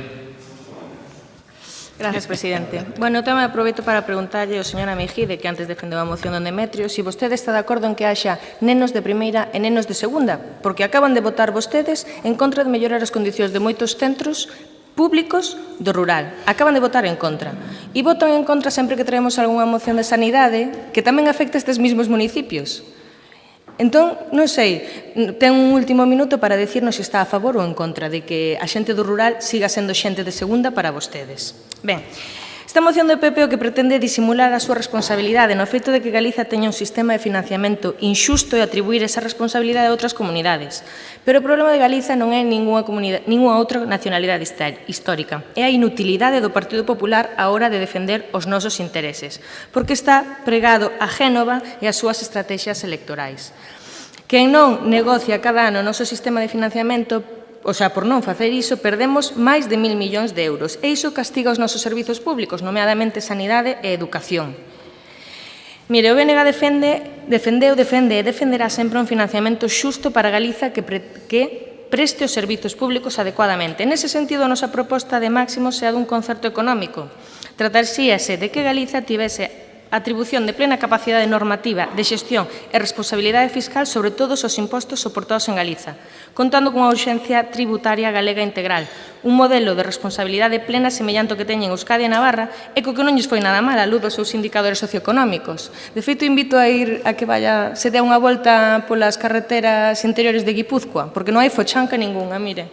Vostede non tería ninguna foto que sacar aí. Mire, en todo caso, dentro do modelo vixente, hai moita marxe de mellora para negociar máis autogoberno fiscal e mellor financiamento, corrixindo os criterios vixentes que perxudican a Galiza. O BNG fixo e fará propostas para este ámbito porque, a diferencia do PP, nos temos as mans libres e non nos temos que pregar a nada do que digan en Génova. E, por último, defendemos que debe haber unha negociación bilateral e directa de Galiza con Madrid, porque as negociacións no marco do Consello Fiscal son estériles e non se pode tratar igual o que non é igual. Galiza ten que defender as súas especificidades para ter un trato xusto e, salvando a distancias, é o mesmo que no debate enerxético. En aras da igualdade, Galiza perde porque non se ten en conta o seu papel produtor, que é diferente e non comparable a outros territorios. Entón, eu volvolle preguntar, porque ao final todo isto trátase de falar de servizos públicos. Vostede quere que os nenos e que os habitantes do rural, en xeral, sigan tratados polo seu propio goberno como xente de segunda? Sin igualdade de transporte, sin igualdade de acceso a servizos sanitarios e sin igualdade de servizos educativos? Grazas.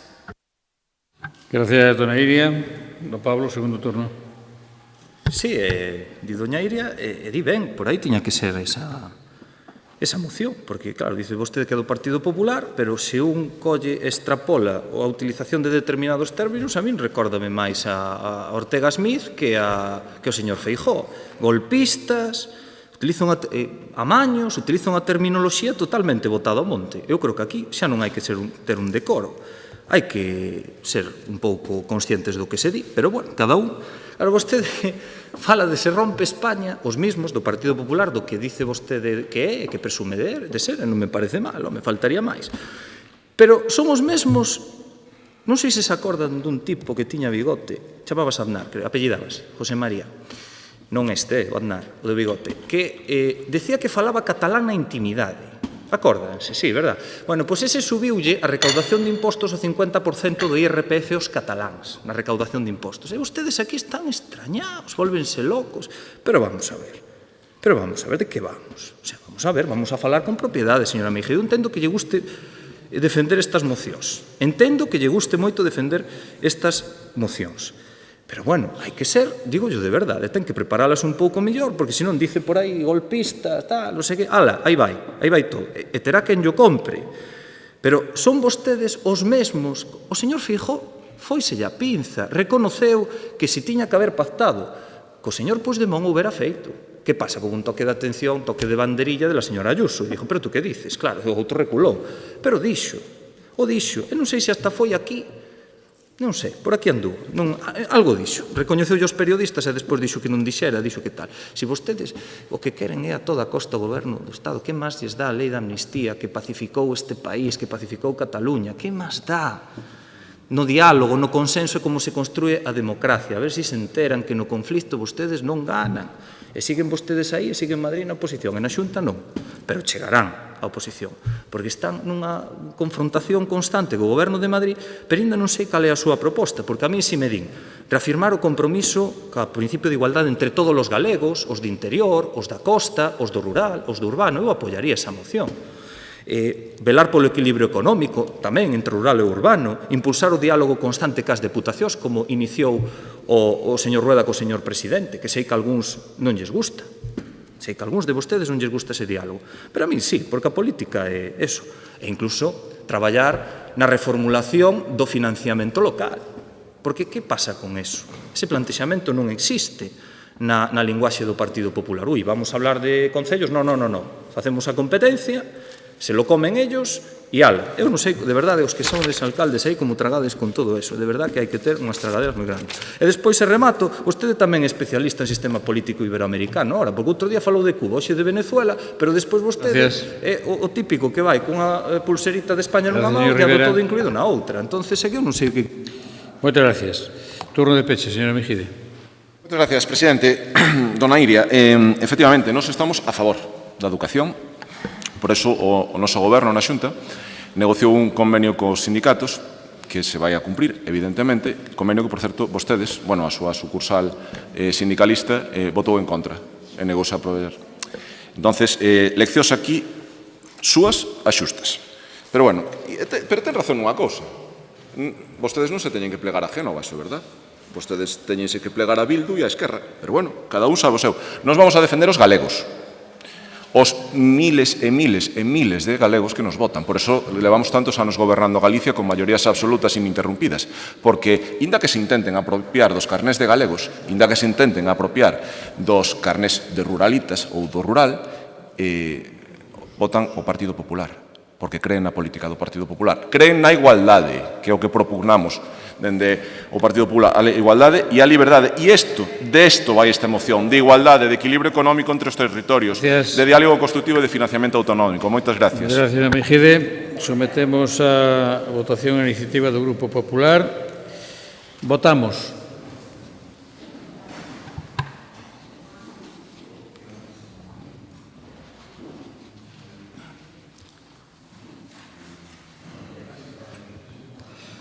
Votos emitidos 23, máis un voto telemático, 24, 12 votos a favor, 11 máis un telemático en contra, 12, non hai abstencións, hai un empate, polo tanto, repetimos a votación. Votamos.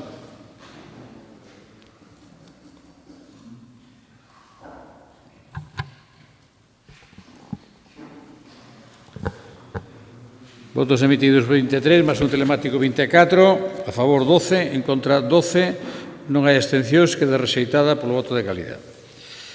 Pasamos ao punto número 10, que é unha moción do Grupo Popular para instar ao equipo de goberno da Diputación a desenvolver un plan de apoio aos concellos da provincia para a xestión do ciclo da auga. Ditamen da Comisión, por favor. O ditamen da Comisión foi emitido en sentido favorable e acordouse elevar ao pleno para aprobación. Moitas gracias. Para expoñer esta iniciativa, ten a palabra novamente don Antonio Mejide. Moitas gracias, de novo, presidente. Eu creo que non é algo novo decir que a auga é unha fonte de vida e non só é un ben necesario, sino imprescindible para o noso día a día. Parece mentira ter que dicir isto en Galicia, pero é a realidade. Fai uns anos isto non tiña que ser unha preocupación, pero a auga cada vez escasea máis ou cada vez debe ser unha preocupación maior para os nosos municipios e por eso creo que todas as administracións debemos implicarnos neste eido. E hai que comezar a actuar dende xa, porque calquera actuación que fagamos vai a ter éxito ou vai a funcionar a medio prazo, non son ni moito menos inmediatas. Os problemas de seca en numerosos municipios durante os últimos anos foron evidentes. De feito, hai alcaldes hoxe aquí sentados que durante o ano pasado tiveron problemas nos seus propios municipios con a escasez de recursos hídricos. E evidentemente entendo que todos, da igual a cor política que se teña, deben ter a axuda desta institución deben ter a axuda da Deputación de Lugo para intentar sobrepasar ou sobrelevar estes problemas. Hai que pensar no futuro.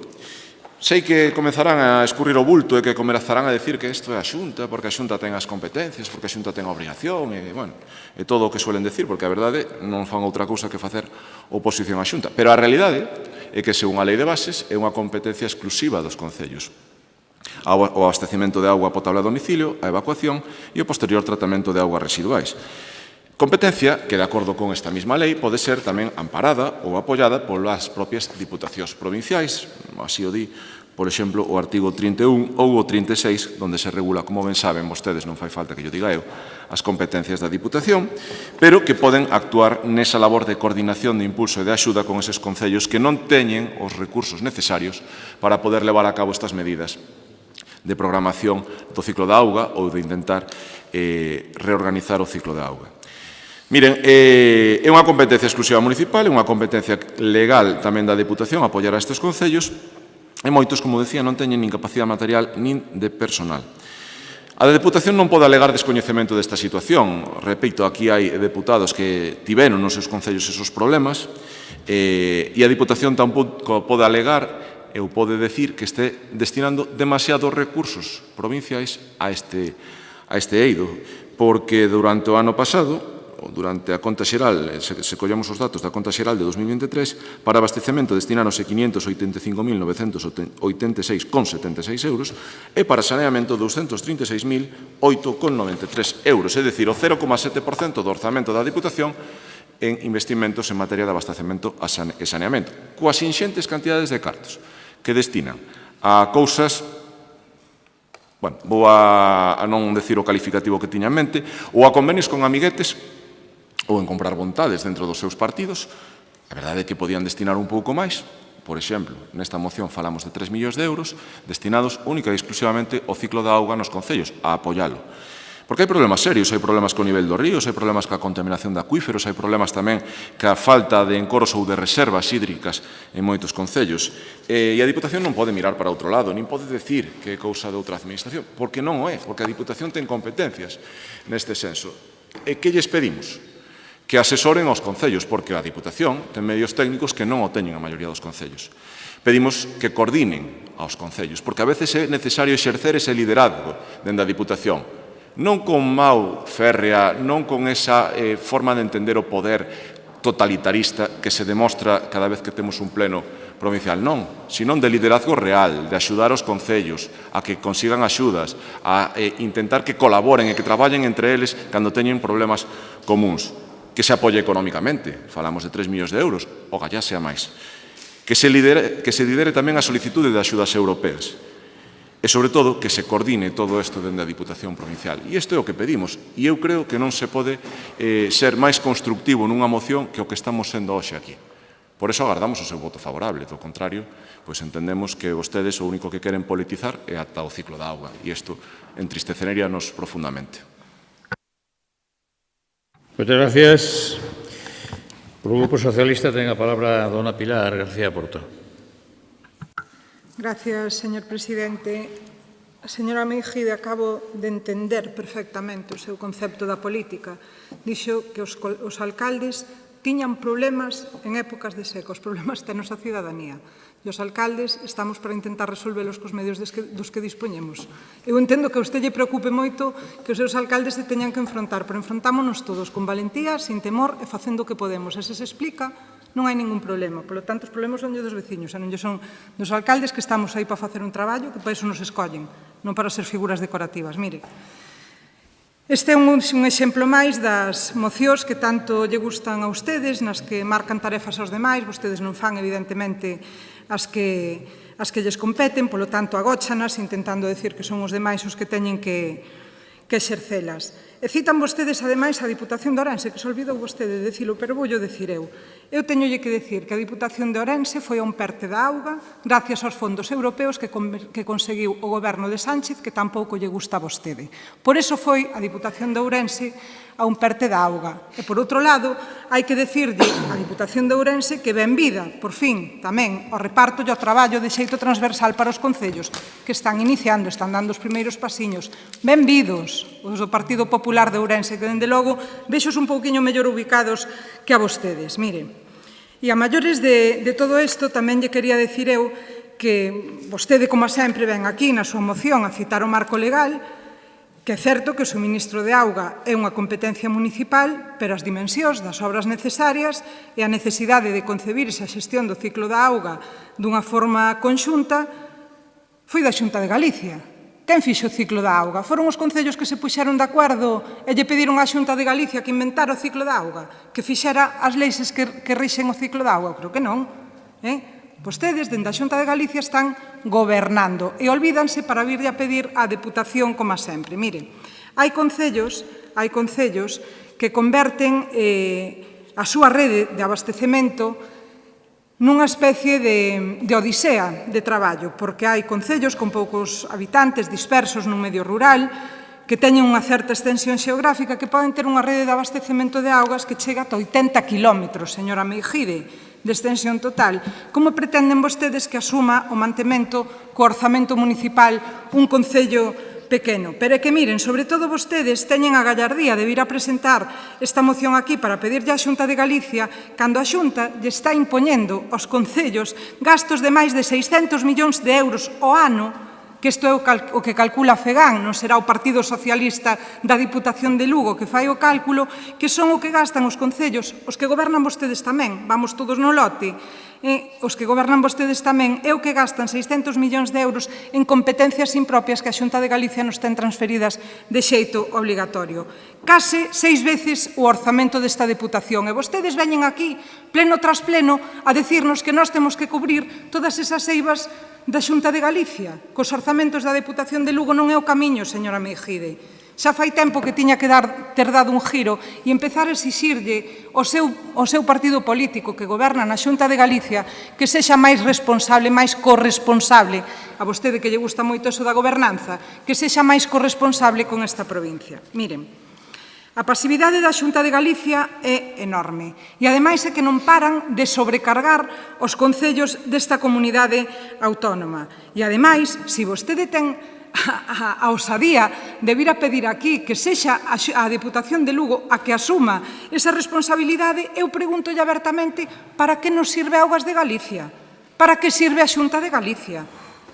Para que sirve, señora Meijide, se non dan resposta a aquilo que teñen encomendado, señora Meijide? Se recaudan o 100% do canon da auga, onde o reparten? Vostedes sí que teñen amiguetes, señora Meijide. Vostedes sí que teñen amiguetes no reparto dos fondos de Augas de Galicia. Voulle dar un detalle, mire, o mellor vostedes non o saben, pero a min comentáronmo non fai moitos días nunha reunión. Resulta que a Xunta de Galicia xestiona de xeito gratuito 30 depuradoras de concellos en Galicia. De xeito gratuito para eses concellos, porque pagámolas todos e cada un dos galegos e galegas. Sabe quen gobernaba neses 30 concellos cando decidiron xestionalas gratuitamente? Vostedes, os amiguetes, os alcaldes amigos de quen tivo que decretar esta xestión. Moitas gracias. Gracias, señora Porto. Polo grupo do BNG ten a palabra don Daniel García. Ben, o Partido Popular pide que as deputacións e os concellos asuman o financiamento das obras de mellora das redes de saneamento e abastecemento, cando é a Xunta de Galicia a que recibe os ingresos derivados do canon da auga. Ou sexa, a Xunta de Galicia, Augas de Galicia, recibe o diñeiro que a cidadanía achega a través dos concellos para financiar o abastecemento e o saneamento, pero, según vostedes, a mellora das infraestructuras teñen que pagalas as deputacións aos concellos. Curioso e lamentable. Curioso e lamentable. Un salto máis na estrategia da Xunta de Galicia e do Partido Popular de derivar aos concellos as competencias e as políticas que lles corresponde asumir. Unha estrategia que, por suposto, nós non imos aceptar. Dende a súa chegada á presidencia da Xunta no ano 2009, a actuación do Goberno do Partido Popular en relación coa xestión integral do ciclo da auga caracterizouse pola ausencia de planificación e programación. A súa única iniciativa ao respecto foi a Lei do Ciclo da Auga, que aprobaron no ano 2022. Unha lei con afán recaudatorio, que aumentou a carga fiscal da Xunta aos concellos pola xestión do ciclo da auga, sen que iso supoña mellora ningunha na xestión. Contrariamente, pola contra isto, o que fan é distribuir os recursos de forma discriminatoria e discrecional, castigando aos concellos que non son da súa cor política. Iso sí que pode dicilo, señora Mejide. Sabémoslo ben en Barreiros, onde temos unha depuradora dos anos 80, deteriorada e desbordada. Mentres que noutros concellos se financia a renovación destas infraestructuras para Barreiros, a Xunta aplica outro criterio. Din que pon o 33%. É que o Concello poña o resto. Como vai financiar un Concello de 3.000 habitantes como Barreiros un proxecto orzamentado en máis de 3,5 millóns de euros? E fala vostede aquí na moción, que esta moción é de risa, de 3 millóns de euros ao ano. Non debe saber vostede o que vale nunha tubería das finas. Porque para dicir isto é que... En fin, xa nos explicarán vostedes como facelo se a Xunta de Galicia dá a espalda aos concellos pequenos. Son vostedes, o Partido Popular na Xunta de Galicia, os especialistas en asinar convenios aos seus concellos amigos a través do seu brazo armado. Que preguntaba a Pilar para que sirve Augas de Galicia. Pois son o brazo armado da Xunta de Galicia. Por non falar da deixadez da Xunta de Galicia tamén en relación coa rexeneración e saneamento das rías, con continuos retrasos, por exemplo, na sustitución do emisario que atravesa o porto de Celeiro en Viveiro, que estivo vertendo residuos á ría de máis de 2 décadas, a pesar de contar con fondos europeos para realizar as melloras. Por favor, fagan o favor de xestionar os cartos que reciban, tamén os de Europa, e deixen de botar balóns fora. Moitas gracias. Moitas gracias. Segundo turno, señor Mejide. Moitas gracias, presidente. Hai dúas formas de entender as diputacións provinciais. Unha é Ourense, liderando os concellos, presentándose a unha subvención europea e conseguindo axudas prácticamente para todos os concellos da provincia. A outra é a Diputación de Lugo, mirando para a foto dese día, o convenio de turno dese amigo, o compañeiro de partido, non necesariamente poden ir os dous na mesma frase, e non conseguir nada para os concellos, que iso é o que pasou, por exemplo, no PERTE do ano pasado, do ciclo da auga coa Diputación de Lugo. A verdade é que vivir para ver, porque se escutar a señora Porto decir que foi gracias a Sánchez que a provincia de Ourense ten ese PERTE, esa axuda no ciclo da auga, pois sería gracias a Sánchez ter os fondos para España. Pero gracias á Diputación de Ourense por conseguilo, porque vostedes venllo paga Sánchez con todo o que están defendendo aquí e ni siquiera foron capaces de arañar ningún euro para a Diputación nin para os municipios de Lugo. Logo a que estaban vostedes esos días. Cando se solicitou ese PERTE, vostedes a que estaban ocupados? A fotiño de turno, a sacar o convenio do amigo de turno. Eso é o que facían, eso é o que estaban facendo. O que xa me chama a atención poderosamente é esa labor, que evidentemente xa contábamos con ela, de crítica hacia a Xunta de Galicia, pero que é que neste tema é para reírse. É para reírse, porque hai que escutar certas tonterías neste salón de pleno. Dice que a Xunta non serve para nada e que só axudamos os amiguetes, dice a señora Porto. Home, pois eu invítolle a que se dé a volta e que mire para o señor alcalde de Viveiro de Foz, o señor Cajoto, que lle diga que é amiguete noso e que por eso leva 12,2 millóns de euros para precisamente o ciclo da auga no seu municipio. Pode girar a súa esquerda e tamén falar con Burela, ou pode ir a Viveiro e preguntarlles tamén, pode ir a moitos outros concellos ao longo da provincia, a moitos outros. Falar de amiguetes cando vostede tamén está recibindo sustanciosos fondos precisamente da Xunta de Galicia no seu concello, home, a verdade é que hai que ser coherente. Mire, hai dous estilos de política, o estilo da Xunta de Galicia, o estilo Rueda, que falamos de solidaridade e igualdade para todos, e o estilo desta Diputación. O estilo desta Diputación é o estilo Sánchez, o estilo Maduro, porque vostedes nin estilo teñen. Miren, falaba a señora Pontón de un pacto pola auga. rétolles a que teñamos un pacto pola auga e que comecemos neste Concello, nesta Diputación, para traballar polos 67 concellos desta provincia. Un pacto pola auga para todos, con todos e de todos. Vostedes se siguen ofuscados nesa oposición constante á Xunta de Galicia, pois así lles vai. Moitas gracias, señora Mejide. Segundo turno, doña Pilar. Mire, señora Mejide, vostedes entenderon e contemplaron, ademais, desde o principio, a Lei do Ciclo da Auga como un instrumento non para xestionar nin mellorar as redes de abastecemento, sino para controlar e condicionar o uso dos fondos propios das facendas locais e das diputacións, e para decidir unilateralmente que obras se facían e cales non. Vostede puxo aquí algún exemplo, por certo, financiados 80% con fondos europeos, outra vez, deses que conseguiu o señor Sánchez para toda España, que evidentemente as administracións piden nós tamén. Os 67 concellos da provincia que o desexaron estánse beneficiando neste momento de 6 millóns de euros para actualizarse digitalmente. Eso non o di, señora Mejide. E pon de exemplos, ademais, dúas cuestións que desde o meu humilde punto de vista non son as máis atinadas, porque, home, poñer como exemplo de xestión obxectiva a Deputación de Ourense, eu entendo que queira facer amigos fora destas fronteiras, claro que o entendo, pero, home, non é o máis acaído. Coincidirá conmigo que ata fai ben pouco a Deputación de Ourense non era ningún exemplo, e hoxe empeza a dar algún que outro paso tibio en fundamento dunha mellora na xestión, de forma equitativa para todos os concellos da provincia. Tibio, que dalle moito para chegar ao nivel da Deputación de Lugo e de outras deputacións que non gobernou nin goberna actualmente o Partido Popular, señora Mejide. E dito isto, vostede fala dunha aposta polo diálogo que considera que é moi firme, e eu direille que o noso presidente, o seu tamén, reuniuse o outro día co presidente Rueda despois de longos 5 anos agardando para ser recibido polo presidente da Xunta. E, por certo, vostede atrévese a decir aquí o que non dixo Rueda ali, naquela reunión. É vostede moi osado, señora Mejide. A verdade é que sí. E a realidade é que na actualidade os concellos de Galicia recaudan o canon da auga. Augas de Galicia recibe íntegro ese importe e decide onde se invisten eses cartos sin ter fixado ningún tipo de criterio de retorno para os concellos que pagan.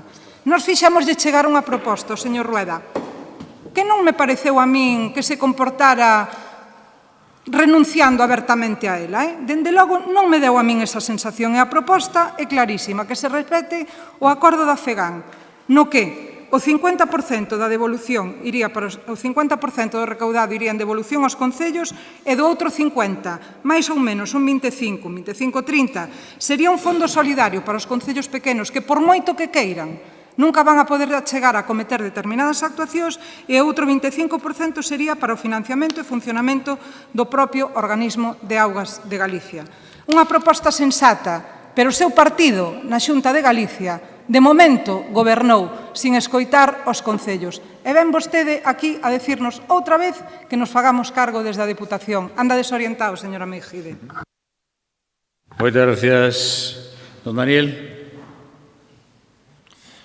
Ben, no BNG temos claro que a auga é un ben escaso e que é preciso facer un esforzo na mellora dos sistemas de abastecemento, saneamento e depuración. O BNG leva tempo reclamando á Xunta un modelo de xestión sustentable da auga.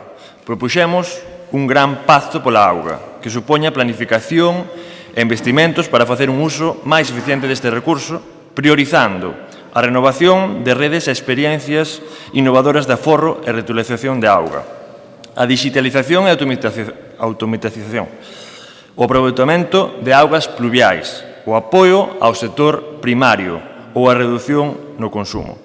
O Goberno galego ten a obriga de dar resposta a estas cuestións, non a Deputación de Lugo, o Goberno galego, para resolver as problemáticas actuais e para anticiparnos aos problemas que a seca pode provocar. Dispoñen de fondos que a cidadanía achega para que se desenvolvan estas políticas. Invístanos. Que fan con eses fondos? Invístanos. Sen cargar máis a maleta dos concellos, que abondo temos todos os concellos sin ter que asumir competencias impropias. E sin discriminar as veciñas e veciños en función do lugar no que vivan, que deso entendan bastante vostedes. Non se rían dos veciños e veciñas, nin dos concellos que non gobernan e aos que nin se dignan en recibir. Isto é unha cuestión de país. Actúen dende a Xunta de Galicia como é debido e deixen de marear a perdiz. Moitas grazas. Moitas gracias. Don Daniel, turno de peche, señor Mejide. Mire, señor Daniel, a veces o que se trae escrito non vale para o seguinte turno de réplica, sobre todo cando ve que mentira o que trae. Porque, por exemplo, debería coñecer como deputado da Mariña, como lle acabo de decir, que hai concellos que, por certo, ten os seus alcaldes ali sentados, que teñen asinados convenios e que teñen fortes investimentos da Xunta de Galicia nos seus municipios. Por tanto, evidentemente, polo menos non mintan, jolín. A verdade é que é moi frustrante falar con vostedes. E para unha vez que estamos de acordo coa señora Pontón, un pacto pola auga. Un pacto pola auga. Isto é o que lle propoñemos hoxe aquí nesta moción. Se vostedes non están de acordo coa señora Pontón, díganllo, pero non si. Nós sí que estamos de acordo con ese pacto pola auga. E señora Porto, pero logo vostede para que está na Diputación? A Diputación de Lugo sirve para algo, porque se todo yo ten que facer a Xunta de Galicia, vostede non é capaz nin de asumir unha mínima competencia que teña a Lei de Bases de Réxime Local, nin colaborar cos concellos, pois non sei para que están. Porque xa lle digo, mire para atrás ou para a esquerda, alcaldes do Partido Socialista axudados pola Xunta de Galicia. O señor Tomé leva 5 anos sin sentarse a falar con ningún alcalde do Partido Popular na provincia de Lugo. Moitas gracias. Moitas gracias. Pois acaba usted de mentir, porque fai poucos días estuvo o señor Taboada comigo, estuvo o señor Demetrio, estuveron varios, por tanto, home, para que dices esas cousas? Pregúntelles, polo menos. E o señor Guitián tamén estuvo aquí. Sí, as dúas cousas, que preguntaxe por as dúas cousas, sí. O que non vale son mentir. Sí, como alcalde tamén. Porque preguntou por cousas de alcalde, sí. Por lo tanto, de verdad, o nivel o seu. Eu non quero estar a ningún nivel, porque me dicía o señor Balseiro que de vostede decía, tontos somos, pero apartamos os coches. Eu tamén, son tonto, pero aparto os coches. Non se preocupe. Bueno, rematado o debate, con outra mentira máis, sometemos a votación a iniciativa do Grupo Popular. Votamos.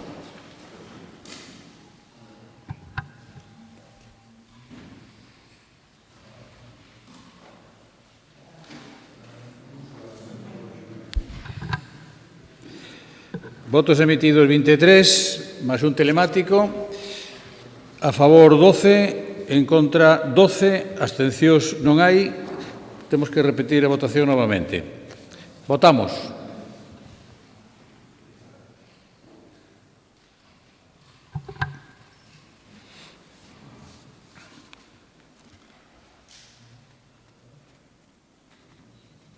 Votos emitidos 23, máis un telemático, a favor 12, en contra 12, non hai abstencións, queda, por lo tanto, rexeitada polo voto de calidad. Pasamos ao punto número 11, que é a dación de conta dos acordos da Xunta de Goberno relativos á modificación e sustitución de investimentos incluídos no Plan Único de Cooperación cos Concellos 2023 polo Concello de Samos. Punto número 12, dación de conta dos acordos da Xunta de Goberno relativo á modificación e sustitución de investimentos incluídos no Plan Único de Cooperación cos Concellos 2023 para o Concello de Guitiriz e Cospeito. Punto número 13, dación de conta do informe anual 2023 sobre o cumprimento en materia de morosidade. Punto número 14, dación de conta do informe sobre o control financiero permanente da contra 413 do exercicio 2023. Punto número 15, dación de conta de resolucións da Presidencia adoptadas durante o mes de xuño de 2024. Punto número 16, comunicacións de Presidencia que non hai. E punto número 17, rogos e preguntas. En primeiro lugar, hai un rogo que, polo que teño aquí, me dicen que o faría don José Demetrio Salgueiro. Por tanto, formule. Moitas gracias. Todos sabemos que as estradas provinciais deben manter un bon estado do firme para priorizar a seguridade de todos os veciños e veciñas que se empregan a diario. Sobre todo no verán, onde o tráfico se incrementa debido a tanto as citas festivas como ao aumento do número de visitantes, eventos culturais, deportivos, sociais etc. Ademais de ter un bon estado firme, é necesario que as vías provinciais presenten un estado de desbroce ao día, que ese deficiencia no desbroce non supoña un perigo tamén para o tráfico. A día de hoxe, moitos concellos da provincia de Lugo teñen as súas carreteras sin desbrozar. Estamos rematando xa o mes de xullo. Entón, o rogo que facemos para priorizar a seguridade dos veciños e que este estado non supoña un risco que para vindeiras anualidades pois esas tarefas de desbroce se programen con anterioridade e non ter que chegar prácticamente a mitad do verán neste estado. Moitas gracias, don Demetrio. Un segundo rogo que formula don Luís Fernández de Guitián. Gracias, presidente. Volvemos co tema das estradas, pero neste caso é un tema específico de varias estradas que están sendo utilizadas. Lóxicamente, teñen que ser utilizadas para obras de Adif nos traballos que se están facendo entre a vía de Monforte e Ourense, obras que inicialmente tiñan previsto un período de 9 meses e que van para 3 anos e todo prevé que van ser para moito máis. Nalgúns casos, como a LU 4103, o seu paso por término municipal de Pantón, as dificultades para poder andar por ela, incluso para os propios obreros, son absolutamente inaccesibles. Está totalmente desfeita con motivo desa maquinaria pesada que está facendo esas obras. Unha situación similar teñen outras carreteras, como a 4105, tamén no término municipal de Pantón, ou os tramos da carretera Bella e Nova da 5901 e da 5902 e 5905 no Concello de Sober. A vista do exposto, solicitámoslle ao Goberno Provincial que inste a Adif a executar reparacións periódicas puntuais con carácter provisional para garantir a seguridade viaria nestas estradas, así como outras afectadas por estes traballos. Garantir diariamente a seguridade viaria na zona, porque sabemos que se comprometeron desde Adif, unha vez rematan as obras, a repoñer en perfecto estado as infraestructuras. Pero o que pedimos é que se faga un traballo periódico e, sobre todo, nesta época estival, donde circulan por ela xente que non as conoce. Moitas gracias, don Luís. Pasamos agora a primeira das preguntas que versa sobre o tema de Altri e que formula don Antonio Meijide. Moitas gracias, presidente. Falamos xa de industrialización nesta provincia durante o debate deste pleno e surdenos unha pregunta ao fío delo para esta corporación provincial. O proxecto de Altri en Palas de Rei no seu momento foi incluído por todos os partidos políticos nos seus programas electorais. Houve mocións neste propio salón de plenos onde por unanimidade se aprobou e se apoiou ese proxecto. Posteriormente, unha vez pasadas as eleccións, houve cambio de criterio nun partido concretamente, o Bloque Nacionalista Galego, e non entendemos moi ben o pronunciamento sobre o Grupo Provincial Socialista, porque se ben votou en contra das mocións, fai uns días houve un encontro entre o presidente da Xunta de Galicia, o señor Alfonso Rueda, e o presidente da Deputación de Lugo, o señor José Tomé. E vou a ler literalmente para que non me chame mentiroso. José Tomé condicionó su opinión definitiva con relación al proyecto de Altri al momento en que los informes técnicos y medioambientales estén sobre la mesa, pero dio a entender que apoyará la iniciativa si estos son favorables, porque el PSOE es un partido que está por la industrialización de Galicia siempre que se cumplan los aspectos legales y medioambientales. Por cierto, aproveito para decir que absolutamente de acordo con esta reflexión, porque o que levábamos na moción que votaron en contra é o que leva defendendo a Xunta de Galicia durante todo este tempo e o que defenderemos sempre dende o Partido Popular. Si se cumple a normativa, hai que apoiar as iniciativas empresariais e se non se cumple, evidentemente, non se poden apoiar. Por tanto, dando por boas as declaracións do presidente Tomé e á vista destas declaracións, o que lle preguntamos é se finalmente o proxecto conta con todos os informes técnicos favorables, a Deputación de Lugo apoiará a implantación do proxecto Gama Green Fiber de fabricación de fibras textiles do Grupo Altri en Palas de Rei. Moitas gracias. A esta pregunta vai de resposta a don Pablo Rivera. Ora poden mirar para aquí na grabación porque despois din que decimos o que non é. Entón, se están grabando, que escoiten o que dixo o presidente, que é unha reproducción do que dixo literalmente. Pois en relación con Altri, Cando os informes medioambientais da Xunta de Galicia, que é o que dixo vostede, estean sobre da mesa, saibamos que é o que dicen os técnicos, evidentemente, mostraremos a nosa opinión definitiva sobre este asunto. E, polo tanto, vamos a esperar a que isto se produza, e, tendo en conta unha cousa, o Partido Socialista, tamén o dixo así o propio secretario xeral en campaña electoral, o señor Besteiro, pois estamos pola industrialización de Galicia. Estamos por esa industrialización, pero sempre cun estrito cumplimento, como se manifestou neste pleno, da súa legalidade, cumplindo estritamente todas as normas medioambientais. Isto, claro, evidentemente non é contrario a que o proxecto inicialmente presentado por a Xunta de Galicia non ten nada que ver co proxecto que finalmente se está informando os técnicos. Muchas gracias. ¿Quer repreguntar? Ten a palabra. Agradezo esta resposta ao señor Rivera, entendendo unha rectificación clara da postura mantida neste salón de plenos hai uns meses, cando se votou por parte do Grupo Socialista e do Grupo do BNG en contra desta moción, que decía exactamente que se cumplía coa normativa se apoiaría. Evidentemente, se non se cumple, non se pode apoiar nin por vostedes, nin por nós, nin por naide. Por eso volvo a incidir. Agradezo esa rectificación implícita, entendo que rectificación, de que agora si cumple cos informes técnicos, entendo que agora si a apoiarán. Si non, dígame que non. Gracias, señor Rivera. A ver, non retorza a realidade, porque de rectificación aquí eu non sei onde ve vostedes. Se quere ver para que o graven, pois mire, a mí tamén me están gravando ahora, entón agora habrá as dúas versións, que iso sempre é importante, escutar as dúas versións. Aquí está claro o que dixo o presidente, que é o que dixen na anterior intervención. E o que votamos naquel pleno tamén está claro que ven sendo o mismo. O sea, vostedes enganaron deliberadamente os galegos porque o proxecto que dixeron que iba a ser non vai ser.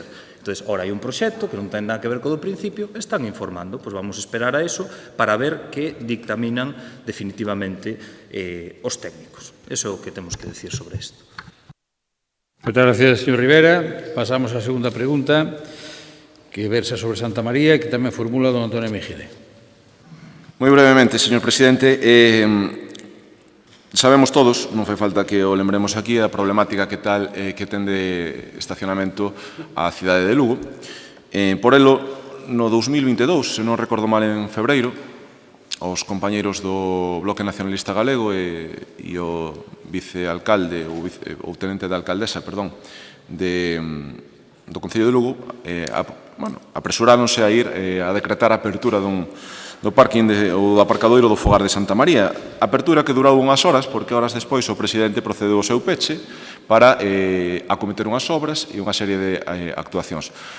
Houbo un lapso de tempo no que non soupemos absolutamente nada, máis alá de que se estaban facendo as obras, pero é certo que en abril deste ano o presidente aprobou tamén unha resolución na que establecía as instruccións sobre o uso do aparcadoiro das chairas 1 e 2 do complexo de Santa María. Bueno, entendendo que xa pasou un tempo prudencial para que poideran reñer entre PSOE e BNG ou aclararse ou facer as paces ou o que teñan que facer entre os gobernos como o seu, creemos que xa pasou un tempo prudente dende 2022. E a pregunta é moi simple. Cando se vai a poñer a disposición dos cidadáns ese aparcadoiro do complexo de Santa María das Chairas 1 e 2 fora do horario de traballo provincial? Moitas gracias. Moitas gracias. A esta pregunta tamén lle vai dar resposta a don Pablo Rivera.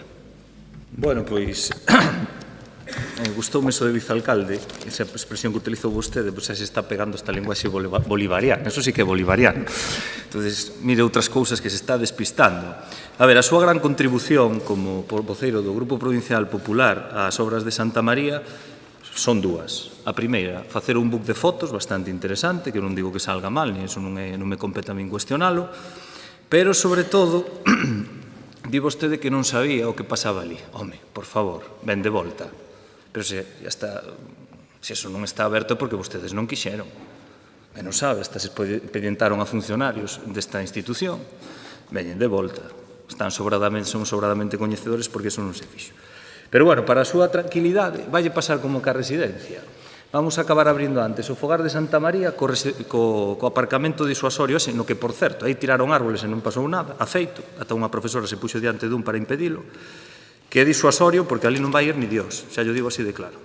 Lamentable aquel aparcamento. Pero, bueno, alá vostedes. Entón, cando acabemos ca señalética, esa que vostedes ainda non puxeron na residencia da Mancia Ortega, pois vamos a empezar ca actividade, tranquilo, que hasta podrá aparcar o coche, cargalo e facer todo ali, non se preocupe. Moitas gracias. Gracias, señor Rivera. Quere preguntar, señora Mejide, ten a palabra. Moitas gracias. Bueno, efectivamente, fixemos un book de fotos. En algunhas, como dice o presidente, salgo algo roxo polo efecto do sol, pero quitando chascarrillos aparte, o que lle preguntamos é moi sinxelo. Van a abrilo e cando van a abrir? Porque poderá botarlle a culpa a Xunta, poderá botarlle a culpa a quen sea. Se houve sancións, evidentemente foi por órdenes ilegales que se deron dende esta Deputación, porque evidentemente non se pode prohibir o acceso a ninguna instalación a ningún axente da autoridade, como se intentou facer dende esta Deputación. E así pasou o que pasou, como decía aquel político de sobras coñecido en Galicia. Pasou o que pasou. Pero, dito isto, é moi concreto e moi rápido. O regulamento está aprobado desde abril, as obras están rematadas dende hai tempo, cando van a abrir? Señor Rivera. Logo xa ves o que sabe o que pasou, non? Bueno, entonces, sobran palabras. Eu máis que preocuparme por cando vamos a abrir, xa se enterará, non se preocupe, por a prensa, eu creo que debería estar máis preocupado porque a Xunta de Galicia ofrezca algún aparcamento na cidade que non ofrece ningún, porque aquel que está ali no Monte Segade, casi, como non utilice vostede, eu non, Moitas gracias. Moitas gracias. Nada máis, decir que non temos ninguna sanción en firme, así que xa veremos cando haxa, sei que hai. Como rematamos o orden do día, antes de levantar a sesión, desearlle a todos un bon verán. Vémonos en setembro.